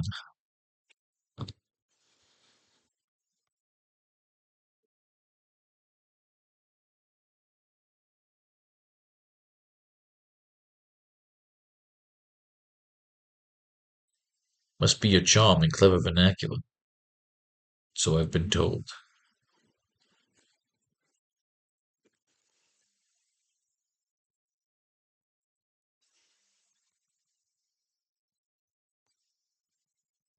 Right.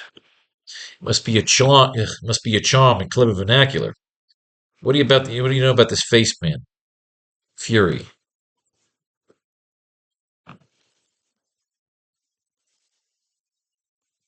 He was a big shot during the war. He was a big shot during the war.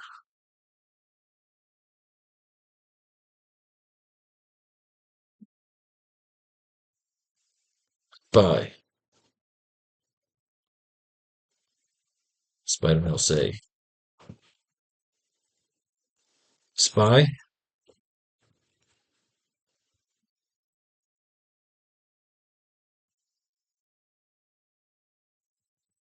The spy. The spy. A spy? The spy. I like that. It's kind of like the throwback to the Avengers movie. It must be a charm. It must be a charm. Charm. Must be a charming. The mayor still has a hard on for me. Must be a charming, clever vernacular. What do you know about this face man? Fury? He was a big shot during the war. Spy? The Spy. The Spy. That is how that page ends. That is a good ending to that page. So we have page 15 in the books. Let's get page 16 done.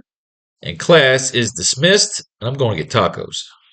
I'm fucking in the mood for some fucking tacos. All right. Page 16. First, bathroom break. Should we just keep it running? Let's pause it. We're going to pause for a bathroom break. Still recording? Yes. Okay, we're back. Yes. All right. Blast Star. Oh, what is this shit? Now we need, what are we doing here? We just set up Spider-Man knows that Nick Fury knows who he is now. We got to bring the shade down here.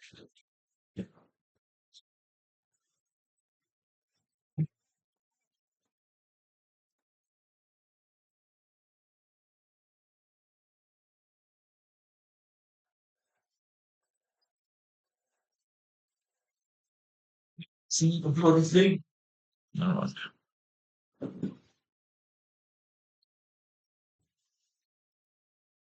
All right. We have a conference between the commissioner, they're setting a trap, life model decoy. They're setting up. So that's going to take a little transition. Should we cut to the Vulture and the Sandman? Are we going to cut to the Vulture and the Sandman doing something with the doctors now? Or do we want to wait on that?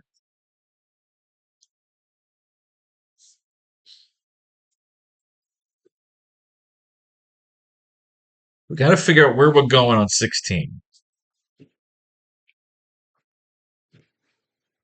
16. Do a fake commercial? No, no, no. Huh. Huh. A spy? The spy. I like that. He was a big shot during the war.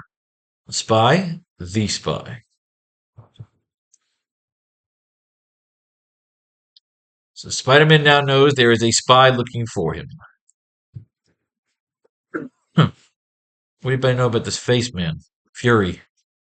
He was a big shot during the war. A spy? The spy. Clinging to the roof.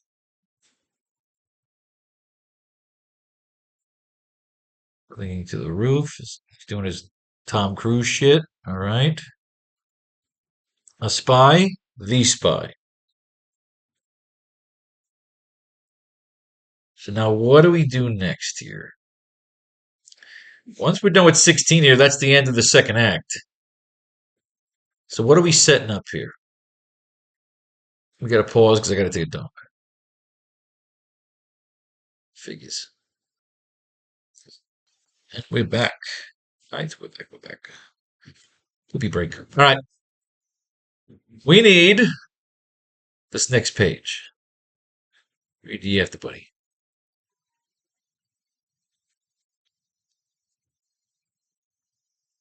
Moisture suddenly slashed by the ion trail, heralding the passing of one Wyatt Wingfoot, an Indian of the Kawazi tribe, and his closest companion, one Johnny Storm, the hot-tempered human torch. All right. No, Tiger, we haven't forgotten the star of this mag. We just thought we'd give a certain web-slinger some time off after his monumental battle with the Mole Man and Basilisk. These 2 issues pass. Rest assured, the Spider-Man will be back for our next go-round. So just throwing you the torches filler. Let's see if we can come up with anything that we could use for page 16. Come through it. Torch and Wyatt. They just kind of threw these 2 in, coming in from some other adventure coming out of a Fantastic Four book. Well, the tarmac, bingo. Let's see if there's anything good to use here. Since it's part of the series, we'll play around, see if we can pull anything from it. Contra energy, menaces, the universe walks the earth again.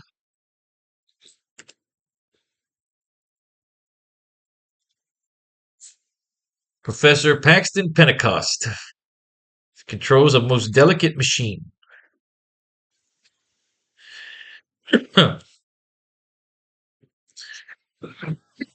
2 years of my life to your resurrection.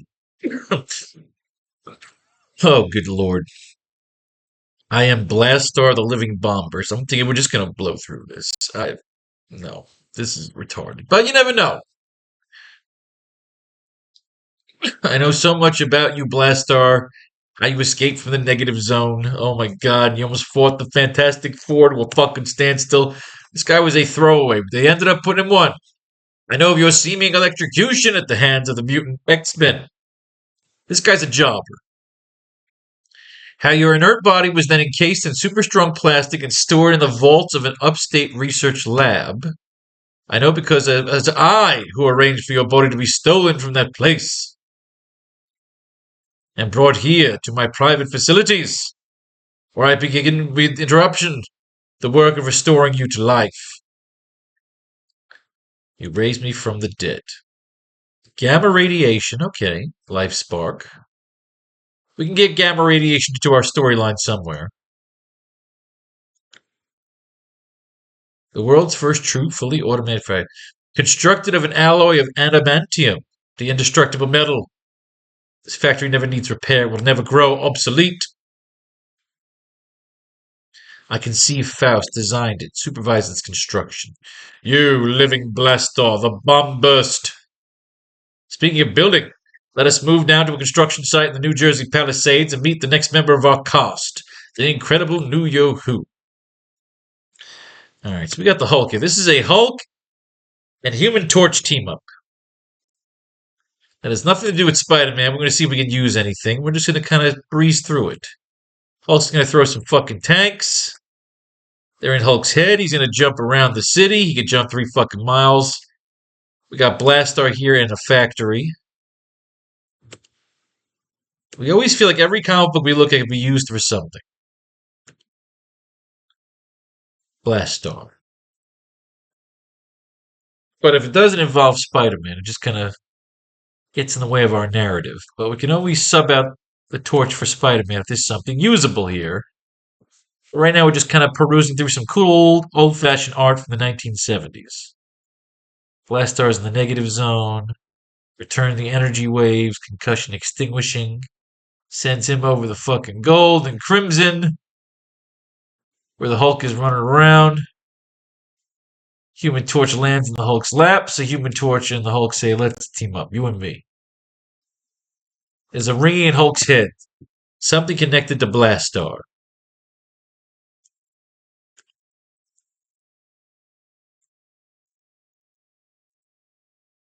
Millionaire industrialist Ferguson Blaine. Your property, why all the gold, this land was worthless till I brought my factory here. Ay, ay, ay. Blastar's gonna kill everybody. Oh, I'm the rich millionaire. His thug's gonna beat the shit out of him, but they're robots. Alright, I like robots. Blastar's gonna blow shit up, then the Hulk shows up and beats the shit out of Blastar. The torch comes in. Gamma radiation. Can we do anything with gamma radiation?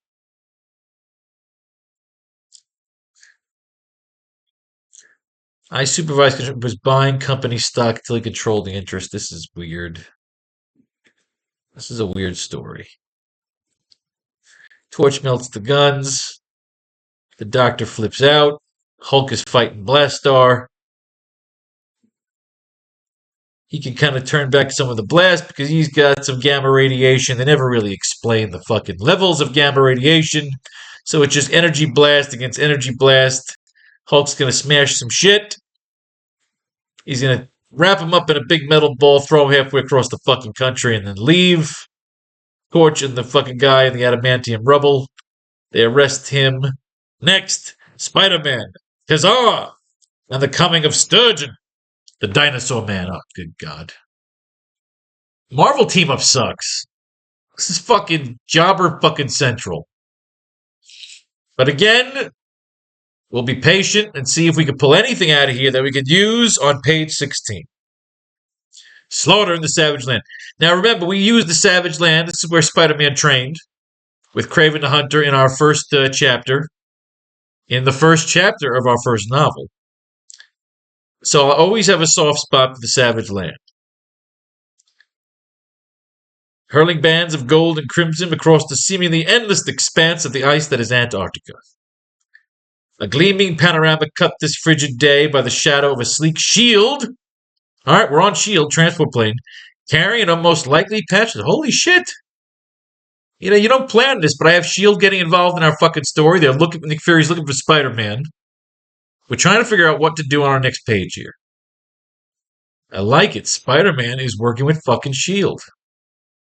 No time to waste. You'll find a parachute slung under the cargo rack. Parachute. Thanks, fella. I don't think I'll need one. Take care now. All right, you just jumped out of the plane without a parachute. That's badass, just like Captain America and the Winter Soldier. Spider chute. We always like the Spider-Man parachute. Presto.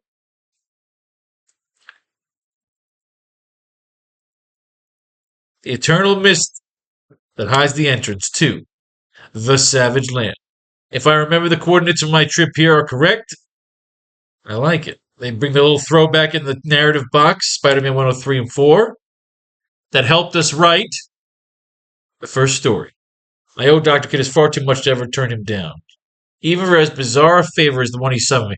Now, we might be able to use this with the lizard. Remember, the lizard is in Osborn's lab.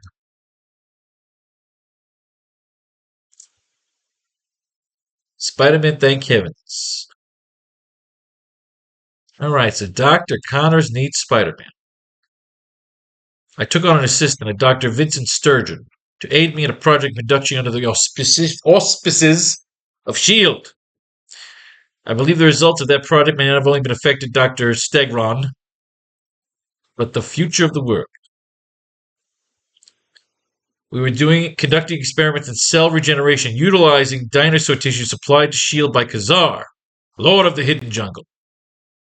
Experiments similar in nature to those I attempted many years ago, with experiments that turned me into the lethal lizard.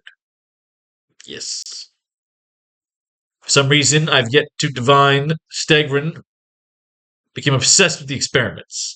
Convinced me that if lizard extract could turn a man into a lizard, then dinosaur extract could. Well, you get my point. 8 days ago, Stegron stole the only existing sample of the extract, and I'm convinced fled to the only place on Earth where the extract could be put to optimum use, the Savage Land.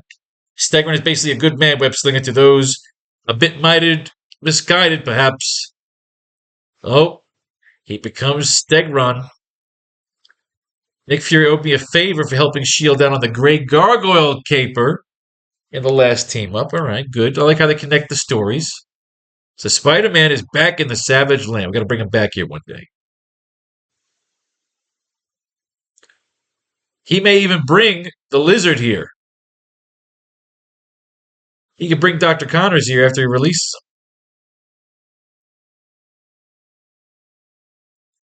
It is called the Savage Land, a misnomer. Perhaps for how one could call Savage a land blanketed by verdant foliage that was old when Adam first took the hand of Eve, a land which most likely furnished the fabled fruit that led to the said couple's exile.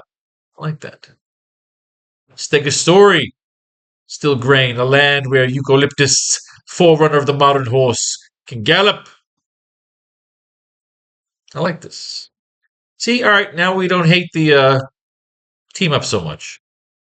This is kind of cool. Chuckle Chops. Dinosaur Diners Club. A second intrudes upon the scene. Ah, Khazar. Zabu!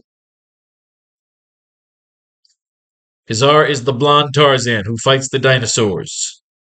They hung out. He definitely had sex with Gwen Stacy. They even say, this may not be the world's most original way of dealing with the situation. I'll just stick to what I know and leave Johnny Watts my routine too. Khazar! Thanks for the save. Looking for Vincent Stegron. He became the dinosaur man. The Lord of the Longtails means dinosaurs. Uh-oh. Here come the savages.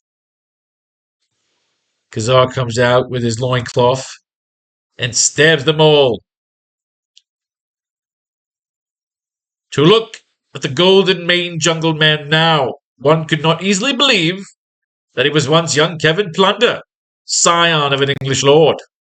For the man now called Khazar fights with a savagery equaling that of his primitive pet. All right, but they get they catch because they catch Zabu. Spider-Man gets knocked out with a fucking bat to the neck. They're gonna fucking eat him because they're cannibal fucking Ewoks. The Temple of the Lizard King. And there he is, Stegron, who is now an ugly looking dinosaur man who seeks to rule the world. We could do something with this. Maybe. Khazar speaks only truth to the swamp men. And now Khazar tells you this. The one called Stegron betrays you all. Follow him and he will lead you down a black path of crack in the fucking head. Zabu roars. I don't like when they show the dog in the net. So now he's gonna fuck people up. He's gotta cut Zabu loose. Oh, you know Zabu's gonna fucking eat somebody's cock right now.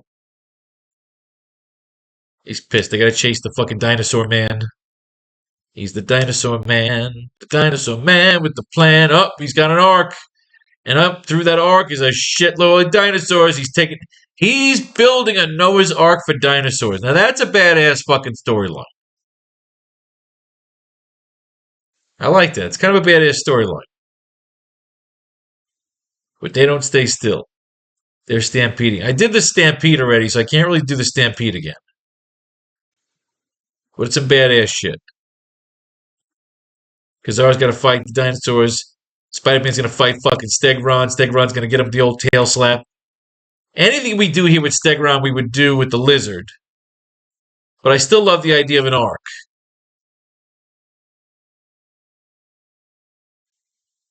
He had to kill that T-Rex, though. That's kind of sad. Zabu herds the dinosaurs away. The pterodactyl. Spider-Man takes a ride on the pterodactyl. Leaps onto the ship. What's this? My webbing snagged the bottom of Steggy's ship. Since my buzzard beak cabbie has flown off, from here on out, I'm going wherever Stegron goes. Why do I have a feeling wherever that may be, I'm not going to like it? Oh, it's kind of cool. It's like it starts in the Savage Land, and it's going to New York, apparently, and Spider-Man's going to be teaming up with Black fucking Panther. Interesting. Interesting, if not true. All right. Well, let's see if we got page 16 yet, and if not, we're going to do another cycle. We'll keep cycling through. We left off, Spider-Man is listening in on the conversation. Spider-Man's listening in on the conversation. Nick Fury's asking about him. Where are we going from here? Because now they got to build the life model decoy. We need a transition.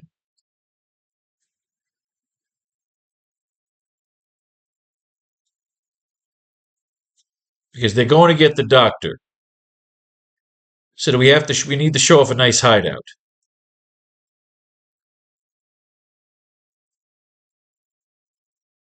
Let's cut to the hideout. If that's what's going through the head right now, is we need to show these two their motivation. We need to push them.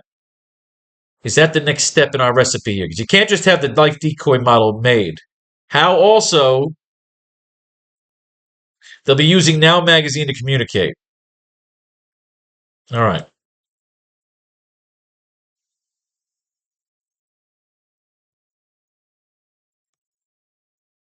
Cut to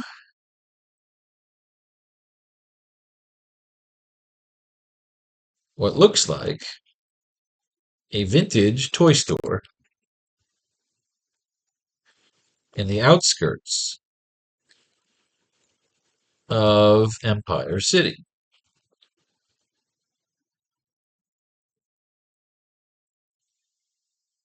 Where it is properly hidden under a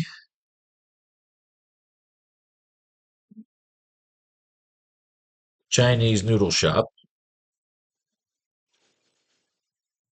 a la Peter's parents, old. No, I don't like that.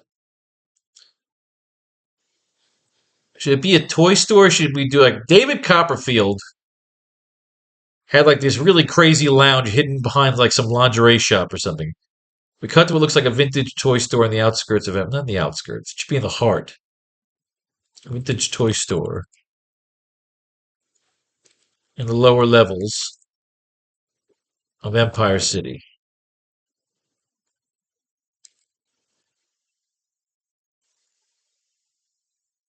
Flanked by a noodle shop.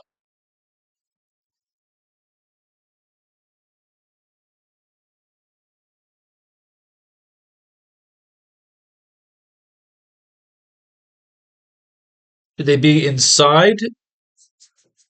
Yeah, it shouldn't be skyward. They shouldn't have access, but the vulture would need access to the sky.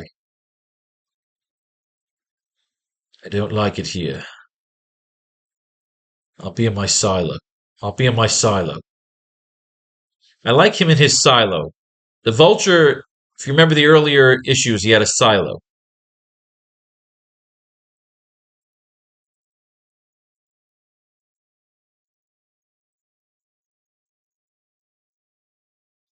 We need to get behind them a little bit.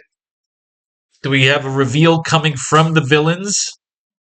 Or should it be, do we learn alongside Spider Man, Nick Fury, Commissioner Stacy?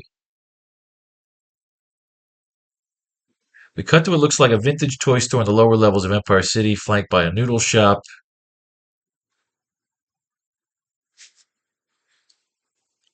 where drones and delivery sky bikes zip by. I always like showing a dirigible with the fucking with the headline.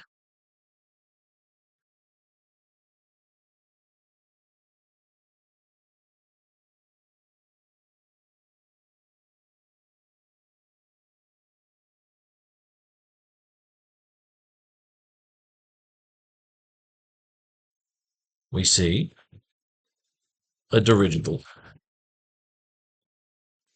floating by, floating above the toy store, with the Now magazine headline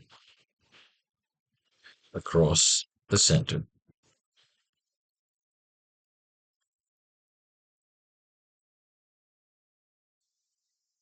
Green monster, green giant,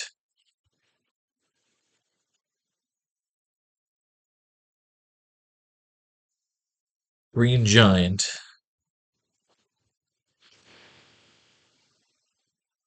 seen, green giant terrorizing the wastelands.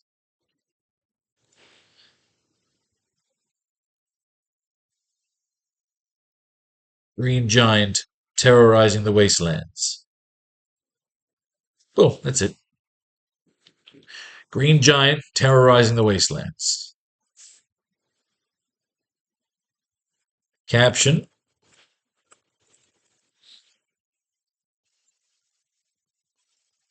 across the panel reads, meanwhile,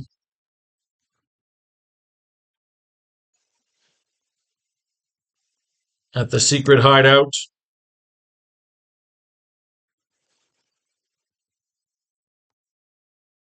of the sinister duo of the sinister,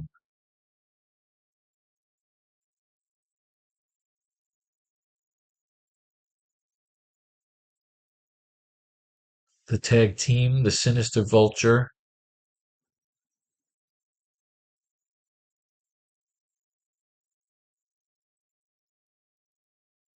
the secret hideout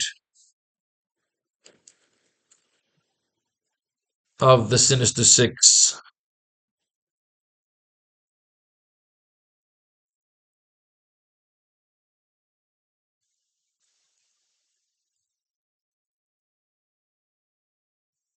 All right.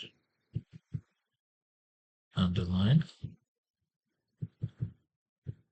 Underline. So I like that as a way of doing those transition scenes.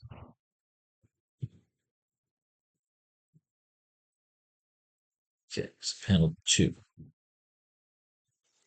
We cut in to catacombs of the toy store where we see Sandman playing with a slinky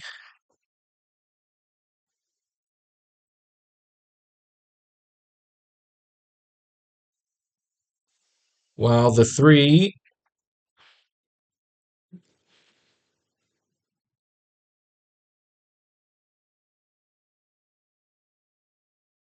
cut into the catacombs of the toy store where we see the Sandman playing with a slinky while the three doctors are in the center of the room eating noodles out of cartons. Eating noodles. The vulture paces around them menacingly.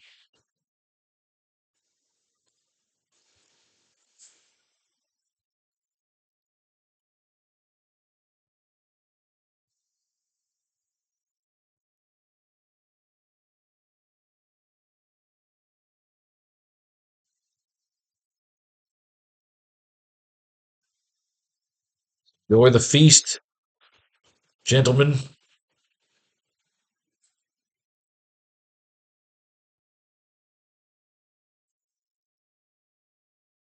Enjoy the feast, gentlemen.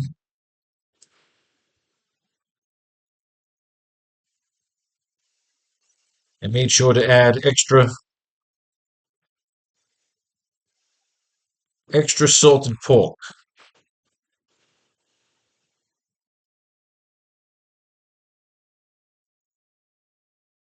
Enjoy the feast, gentlemen. And made sure to add extra salted pork.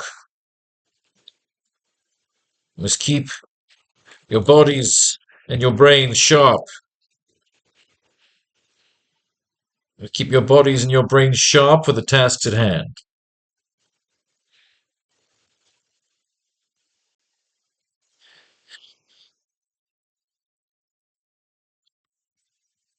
Do you have the list?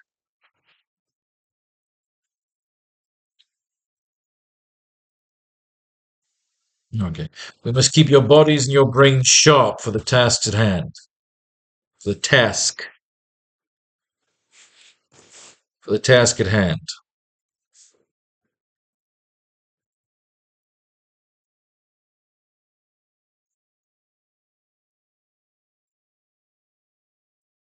Your bodies and your brains. Why is brains not good? Your bodies and your brains. Fuck off. Must keep your bodies and your brains sharp for the task at hand. Sandman will chime in with, he's got to be the dumb one. Can't believe that bastard chameleon destroyed Craven's lab. Destroyed Craven's lair. I love that place.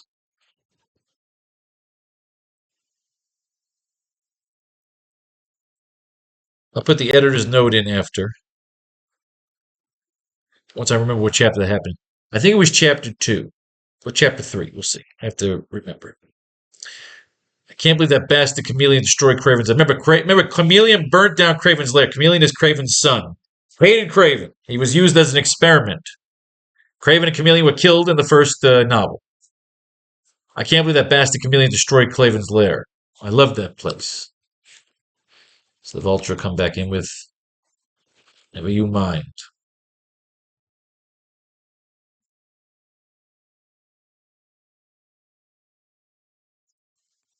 Never you mind, Marco. Once we have the doctor back,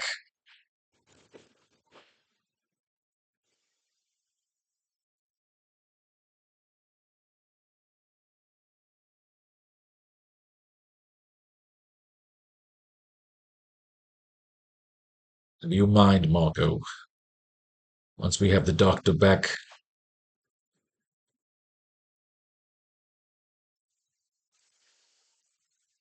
he'll bathe the skyways.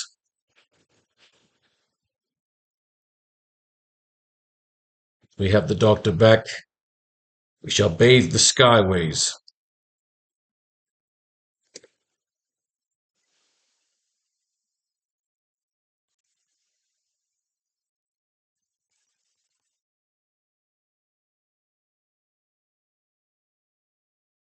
Shall bathe the skyways with our gold. With our blood? No, our blood was the. I'll bathe the starways with your blood, is what Thanos says to, what's that asshole's name? The guy that was in Lincoln? Ronan the Accuser. Never you mind, Marco. Once we have the doctor back, we shall bathe the skyways. No, he should. I love that place. Never you mind, Marco. Once we have the doctor back, we shall bathe the skyways with our legacy. We shall bathe the skyways with our legacy. Once we have the doctor back, we shall bathe the skyways with our legacy.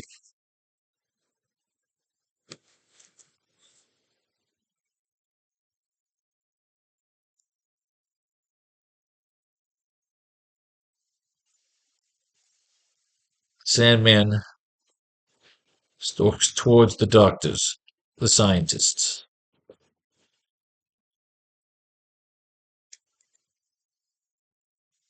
As his solid form begins to rumble. The Sandman stalks towards the scientist as his solid form begins to rumble and crackle slightly, revealing some loss of strength and holding himself together in solid form. We need a weakness, a reason for his motivation for being here.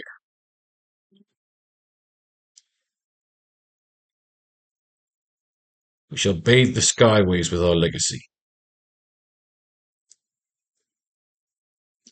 If you mind, Marco, once we have the doctor back, we shall bathe the skyways with our legacy.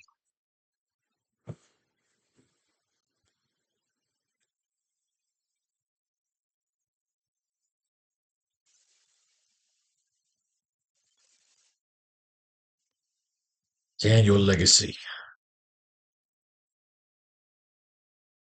Can your legacy, Vulture?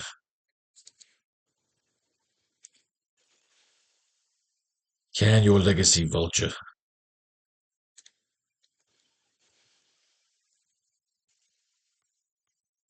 You know what I want. You know what I'm after. I want to wipe my own ass. I want to wipe my own ass once without cutting through myself.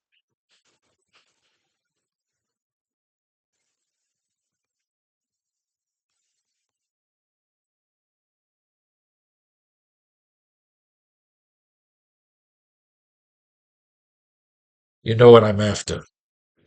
I want to wipe my own ass once without cutting through myself. Without cutting through myself. It takes enough of this.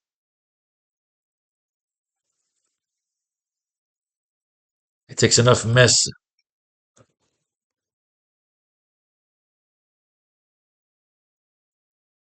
takes enough mess just to get. It takes enough mess just to get through the day before waking up every morning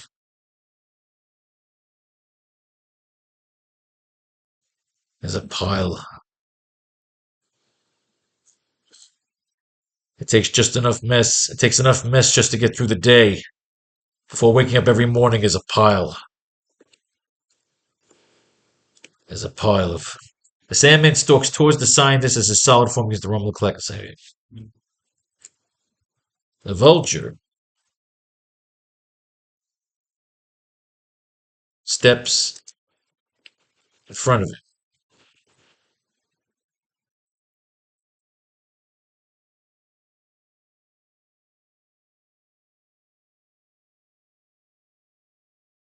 Vulture steps in front of him, almost coaching and comforting him like a big brother, like an older brother. I like that. It's Spectre, but it's not ruthless. You know, you want them to have a love for each other almost, like a brotherhood.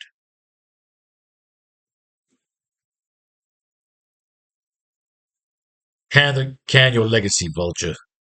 You know what I'm after. I want to wipe my own ass once without cutting through myself. It takes enough mess just to get through the day. For waking up every morning is a pile of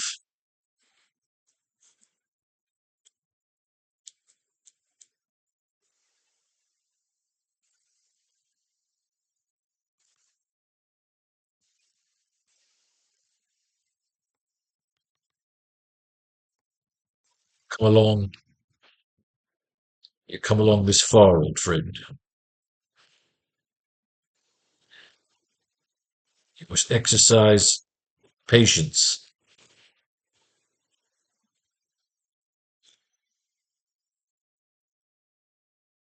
You come along this far, old friend. You must exercise patience when dealing with inferior foes. You've come along this far, old friend. You must exercise patience when dealing with inferior foes.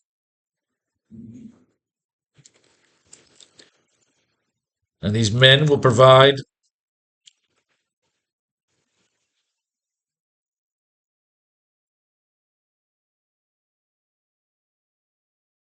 you must exercise patience when dealing with inferior foes. And these men will provide us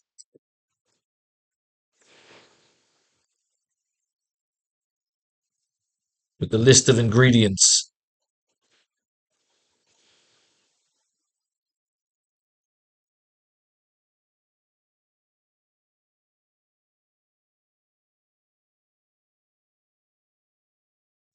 The vulture should take the slinky out of his hand, right? The Sandman stalks towards the scientist as his solid form begins to rumble and crackle slightly, revealing some loss of strength and holding him together solid form. We see the slinky fall through his hand as he stalks forward. See, you add layers. So you don't just say things and confuse the shit out of your poor artist. Can your legacy, Vulture? You know what I'm after. I want to wipe my own ass once without cutting through myself. It takes enough mess just to get through the day. Before waking up every morning is a pile of. You've come along this far, old friend. You must exercise patience when dealing with inferior foes. Now, these men will provide us with a list of ingredients.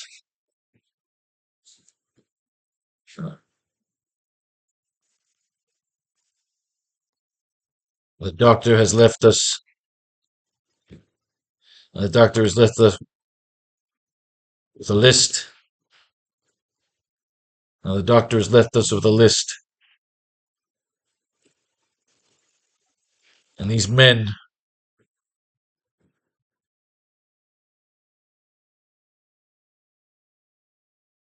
The doctor has left us with a list. And these men.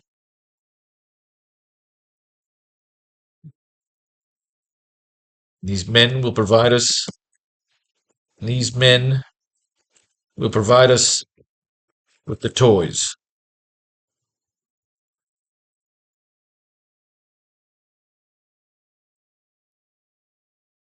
Now, the doctor has left us with a list. And these men will provide us with the toys.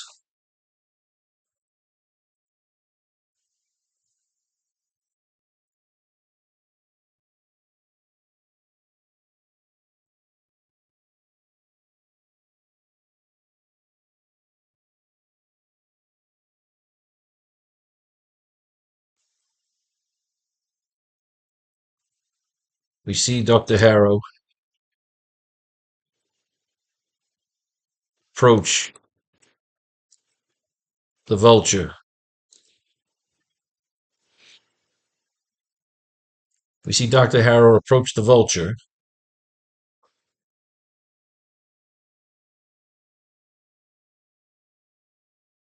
We see Dr. Harrow approach the vulture while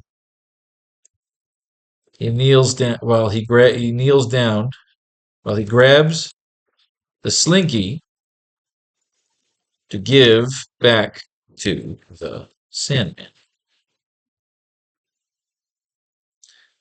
You've come along this far, old friend. You must exercise patience when dealing with inferior foes. Now the doctor has left us a list, and these men will provide us with the toys.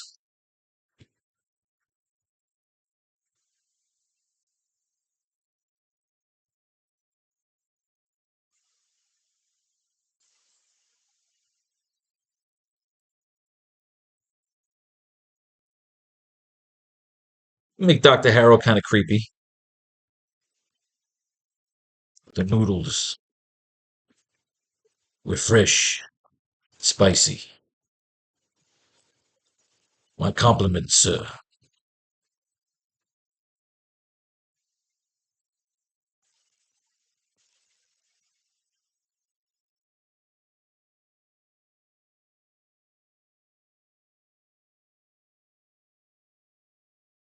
The noodles were fresh and spicy. My compliments, sir.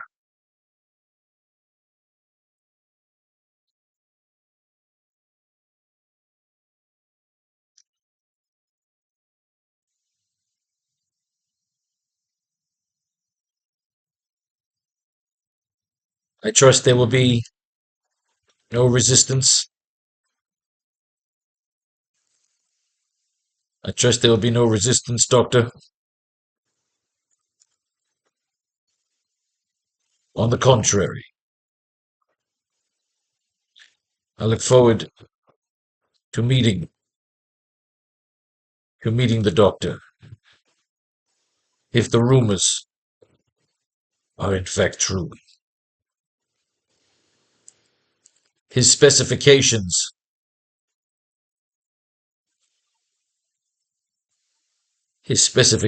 though, they seem to border.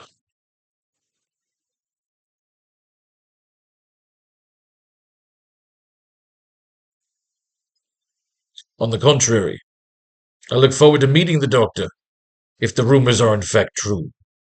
His specifications, though, they seem to border on the levels of impossible. That's cheesy. The noodles were fresh, spicy. My compliments. That's cheesy. Cheesy! We may have to read a little bit more. We may have to do another round. Another round of comics. I don't know about Dr. Harrow. I like where we're going with Vulture and Sandman. We see Dr. Harrow approach the Vulture while he grabs the slinky to give back to the Sandman. All right, do we need that? No, I don't think so. The noodles were fresh and spicy. My compliments, sir.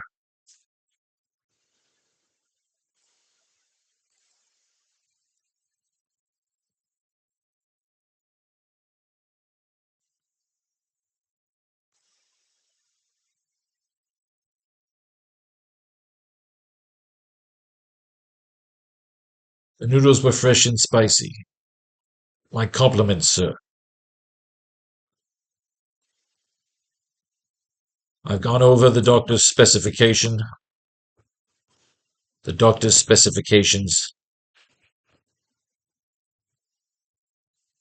and while of it may border, some of it may border on the impossible, we should have a list. We should have a list of necessary equipment.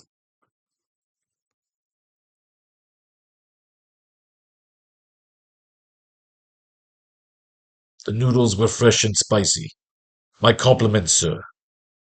I've gone over the doctor's specifications, and while some of them may border on the impossible, we should have a list of necessary equipment.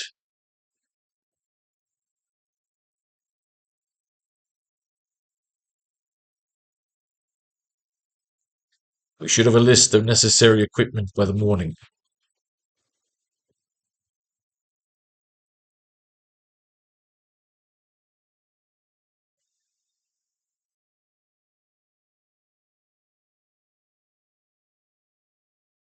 We should have a list of necessary equipment by the morning. And hopefully,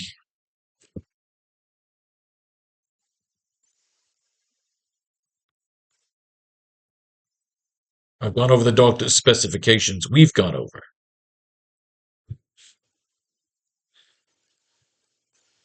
We've gone over the doctor's specifications, and while some of them may border on the impossible, depending on the species of the specimen, we should have a list of necessary equipment by the morning and ready to start once you have acquired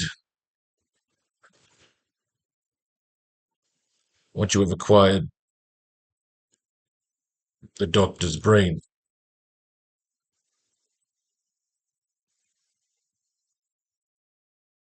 Once you have acquired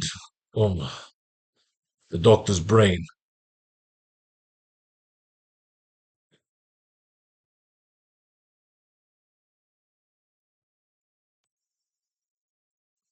The vulture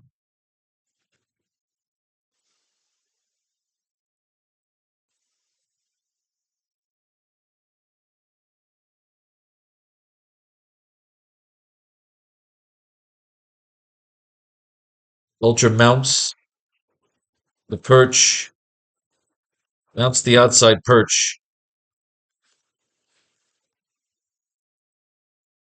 while beginning to sheath, at least he's sheathing his wings to extend his wings. The vulture mounts the outside perch while beginning to extend his wings.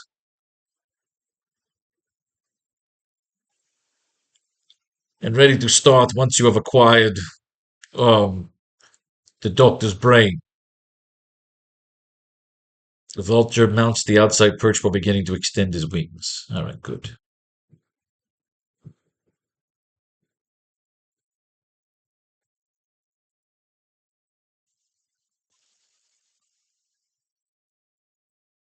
Good.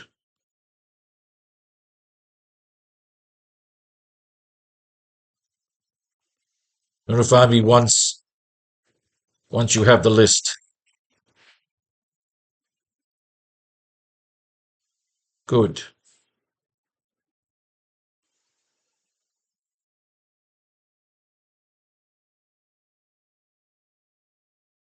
Good.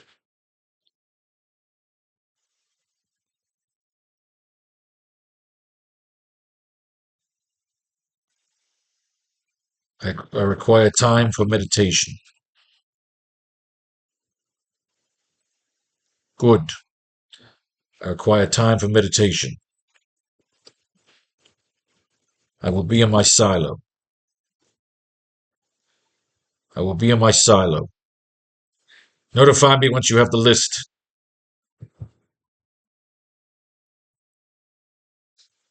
Notify me once the list is complete.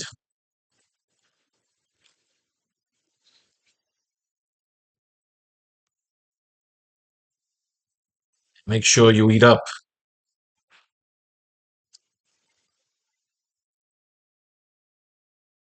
Good. I require time for meditation. I will be in my silo. Notify me once the list is complete. And make sure you eat up, Marco.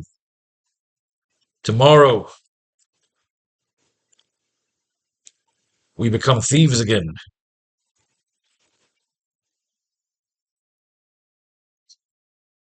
Good. I require time for meditation. I will be in my silo.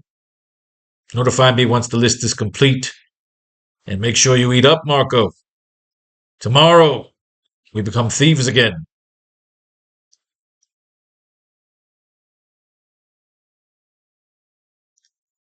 All right, so that leaves us a little something to do here.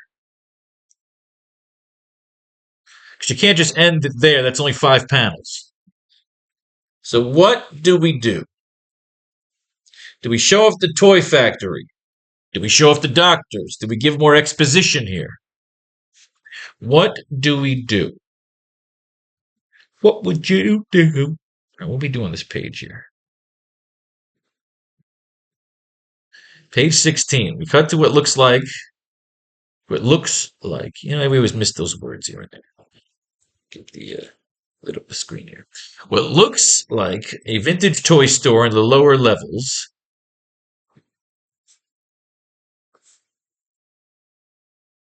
What looks like a vintage toy store in Empire City.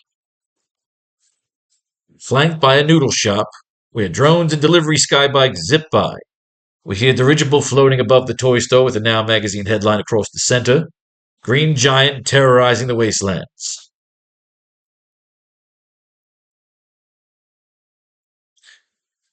Caption across the panel reads, Meanwhile, at the secret hideout of the Sinister Six,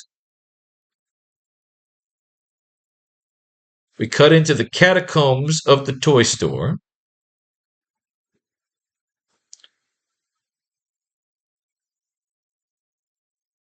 Where among a pile of strewn Easter egg style toys and action figures, we'll add some spice to the scene. We see the Sandman playing with a slinky. Nah, fuck the slinky. Do we want a slinky? Yeah, let him play with the slinky. While the 3 doctors, 3 scientists, are in the center of the room eating noodles out of cartons. The vulture paces around them menacingly. Enjoy the feast, gentlemen. And make sure to add extra salted pork. Always keep your bodies and your brains sharp with the task at hand. I can't believe that bastard chameleon destroyed Craven's lair. I loved that place. Never you mind, Marco. Once we have the doctor back, we shall bathe the skyways with our legacy. Sandman stalks towards the scientist as his solid form begins to rumble and crackle slightly, revealing some loss of strength and holding himself together in solid form. We see the slinky phase,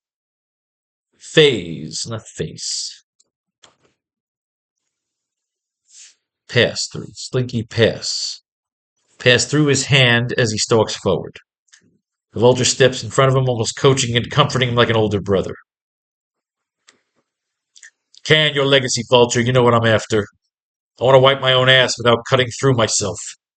It takes enough mess just to get through the day. Before waking up every morning as a pile of, you've come along this far, old friend. You must exercise patience when dealing with inferior foes.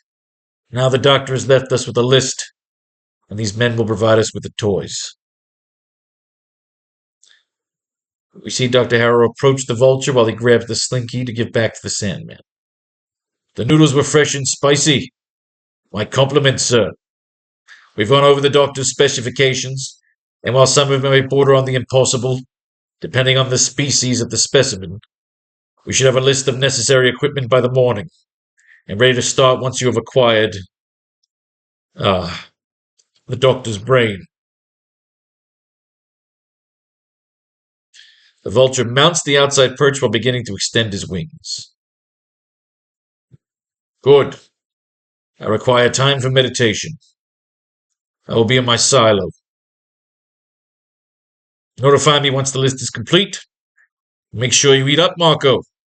Tomorrow, we become thieves again. So he swoops off.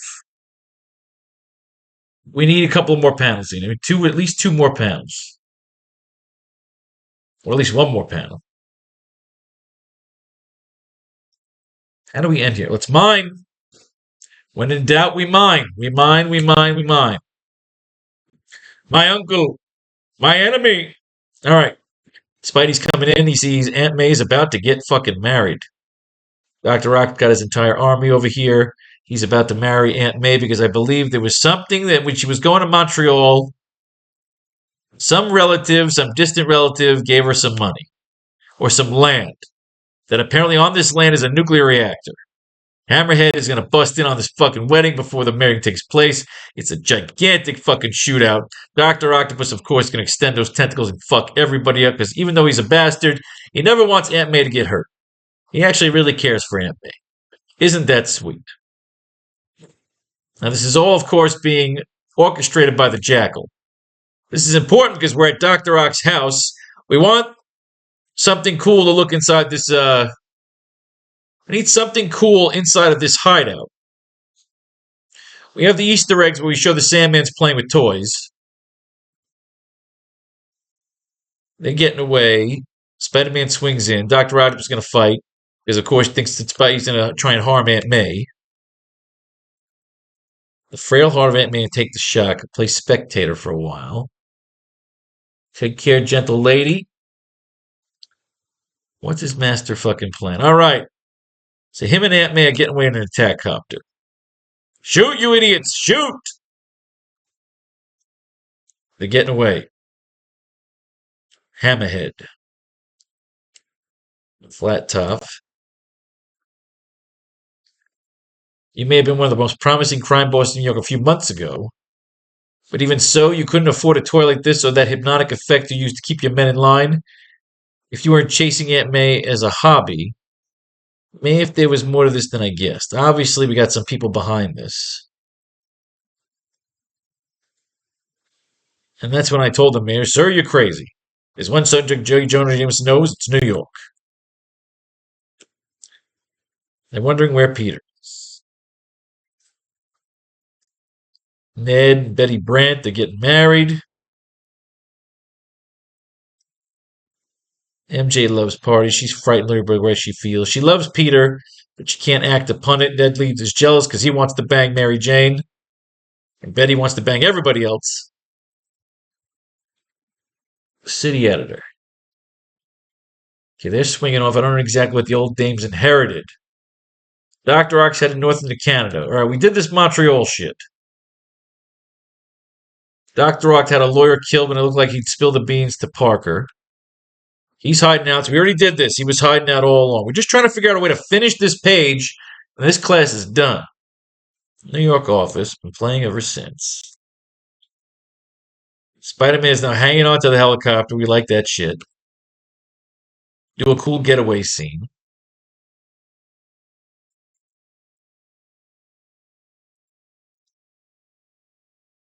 For it has one of the richest supplies of uranium found in nature.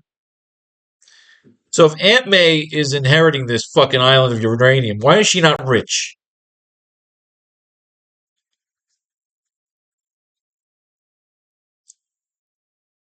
Yes, this is the terrible secret. May Parker has inherited the most modern, privately owned atomic processing plant in the world.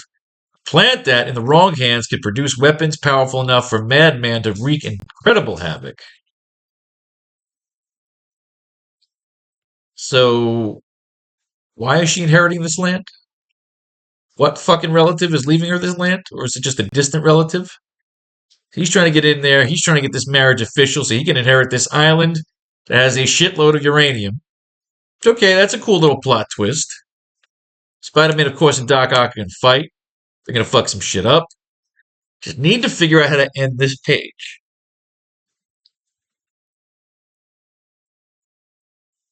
Harmless old lady dreams you pleasant pig. Aunt May, she's falling if it's her heart. If I've killed her by having to fight the man she thinks she loves. Let me get you out of here, Aunt May. Someone else is going to shoot. I'll squash the interloper for all. Come on, piece. I think this is it. Supply pan. I think this is when they fucking trigger that nuclear bomb. Oh, Spider-Man's taking off in a fucking plane here. New York, here we come. Yes, danger atomic breeder. This is where Hammerhead runs in at the atomic fucking thing. Explosion. No, you idiot! Boom! But Spidey gets away in the plane just in time. And how the fuck does Dr. Octopus survive that shit?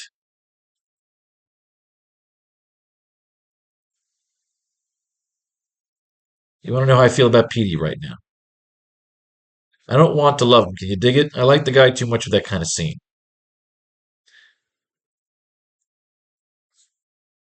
Tomorrow's another day. Which will bring us the fucking Molten Man. Still don't know how to end this one yet. This brings us into May 1974. This is the end of our Dinosaur Man story. We could try this one out. We're just trying to figure out the best way to end this particular chapter. We went into the hideout. I don't like 5 panels. It's just not enough on the page. So we need some interesting to our story. We got the dirigible outside. So we've shown off the outside of the hideout. We always do the outside shot. We cut into the catacombs. We see a little speech here with him and the doctors. We can throw something in here with the doctors.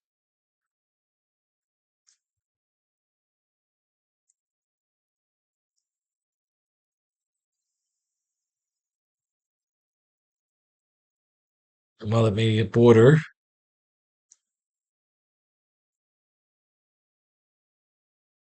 And while some may border on the impossible, depending on the species of the specimen.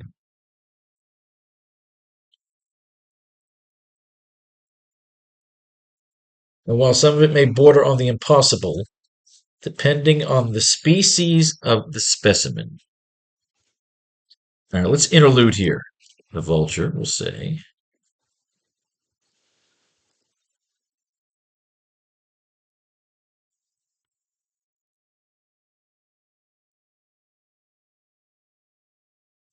the specimen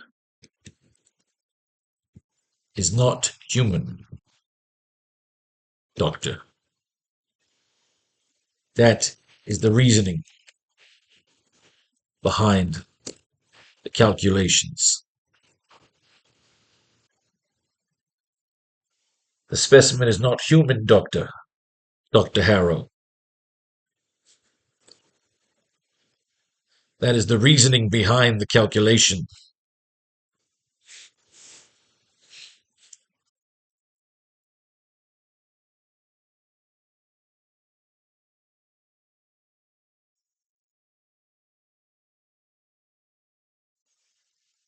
And what are the other doctors? What are the other scientists? The specimen is not human, Dr. Harrow. That is the reasoning behind the calculation. What is wrong here? I like reason. Fuck off. That is the reasoning behind the calculation.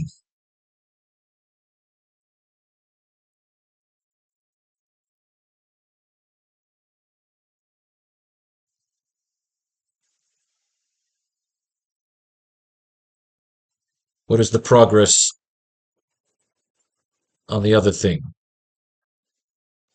The suit.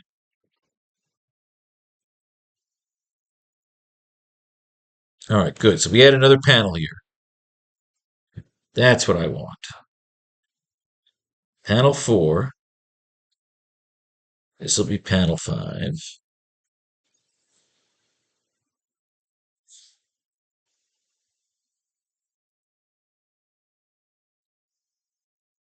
Dr. Faxton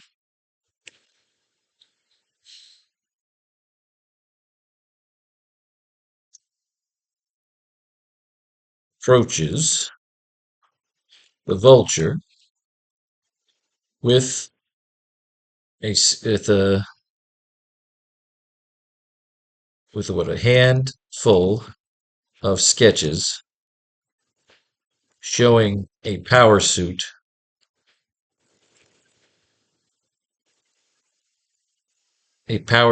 rough design, showing a rough design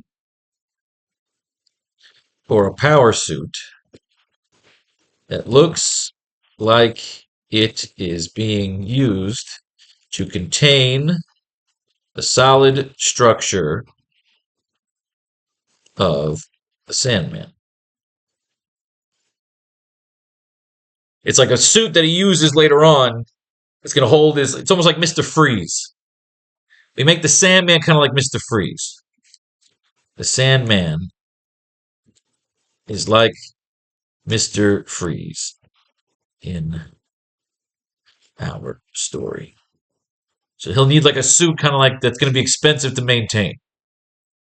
Dr. Thaxton approaches the Vulture with a handful of sketches showing a rough design for a power suit that looks like it is being used to contain the solid structure of the Sandman. Yes.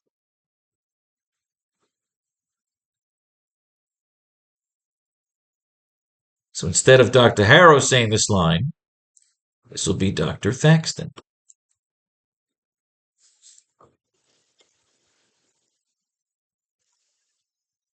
We should have a list of necessary equipment by the morning.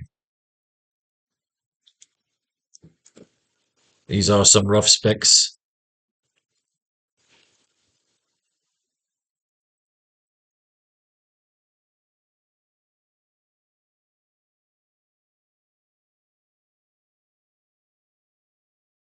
These are some rough specs and sketches. We should have a list of necessary equipment by the morning and ready to start once you have acquired the doctor's brain. The doctor's brain.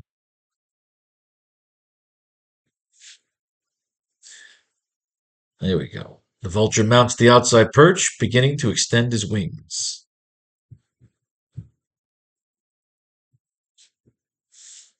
Good. I require time for meditation. I will be in my silo. Notify me once the list is complete, and make sure you eat up, Marco. Tomorrow we become thieves again. Tomorrow we become thieves again. For the fuck of it. Panel 7.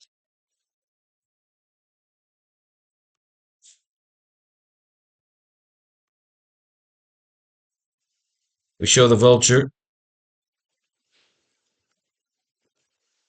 Or is 6 panels enough? What are we doing here? No, because we have an outside shot of the toy store.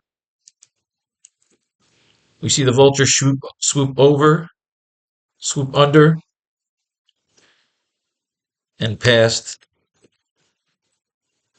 the dirigible. We show the Vulture swoop under and past the dirigible. Now showing a Now magazine headline. I always like using that Now magazine shit to throw little Easter eggs around the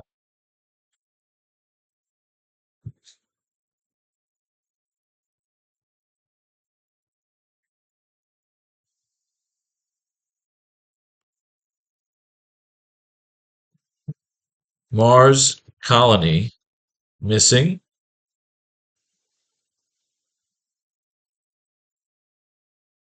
No, Mars colony enters cosmic cloud. See? Boom! Page is done! And we get our Easter egg. We show the Vulture swoop under and past the dirigible, now showing a Now magazine headline. Mars colony enters cosmic cloud. Boom. Page 16 is done. We are done, motherfuckers. We don't even have to do this issue yet either. This is what, May? This is April, so next time we'd read May, and we come around for April, May, come back around for June. Who the fuck knows? Who the fuck cares? We'll just go 3 issues past. Point is, we got the job done, ladies and gentlemen. May fate and fate decide your fortune if you like reading this shit. Come on along ahead and get yourself a copy of the AracKnight Chapter 1 comic and textbook. As always, I love teaching writing. Peace, love, and war. All that shit in between.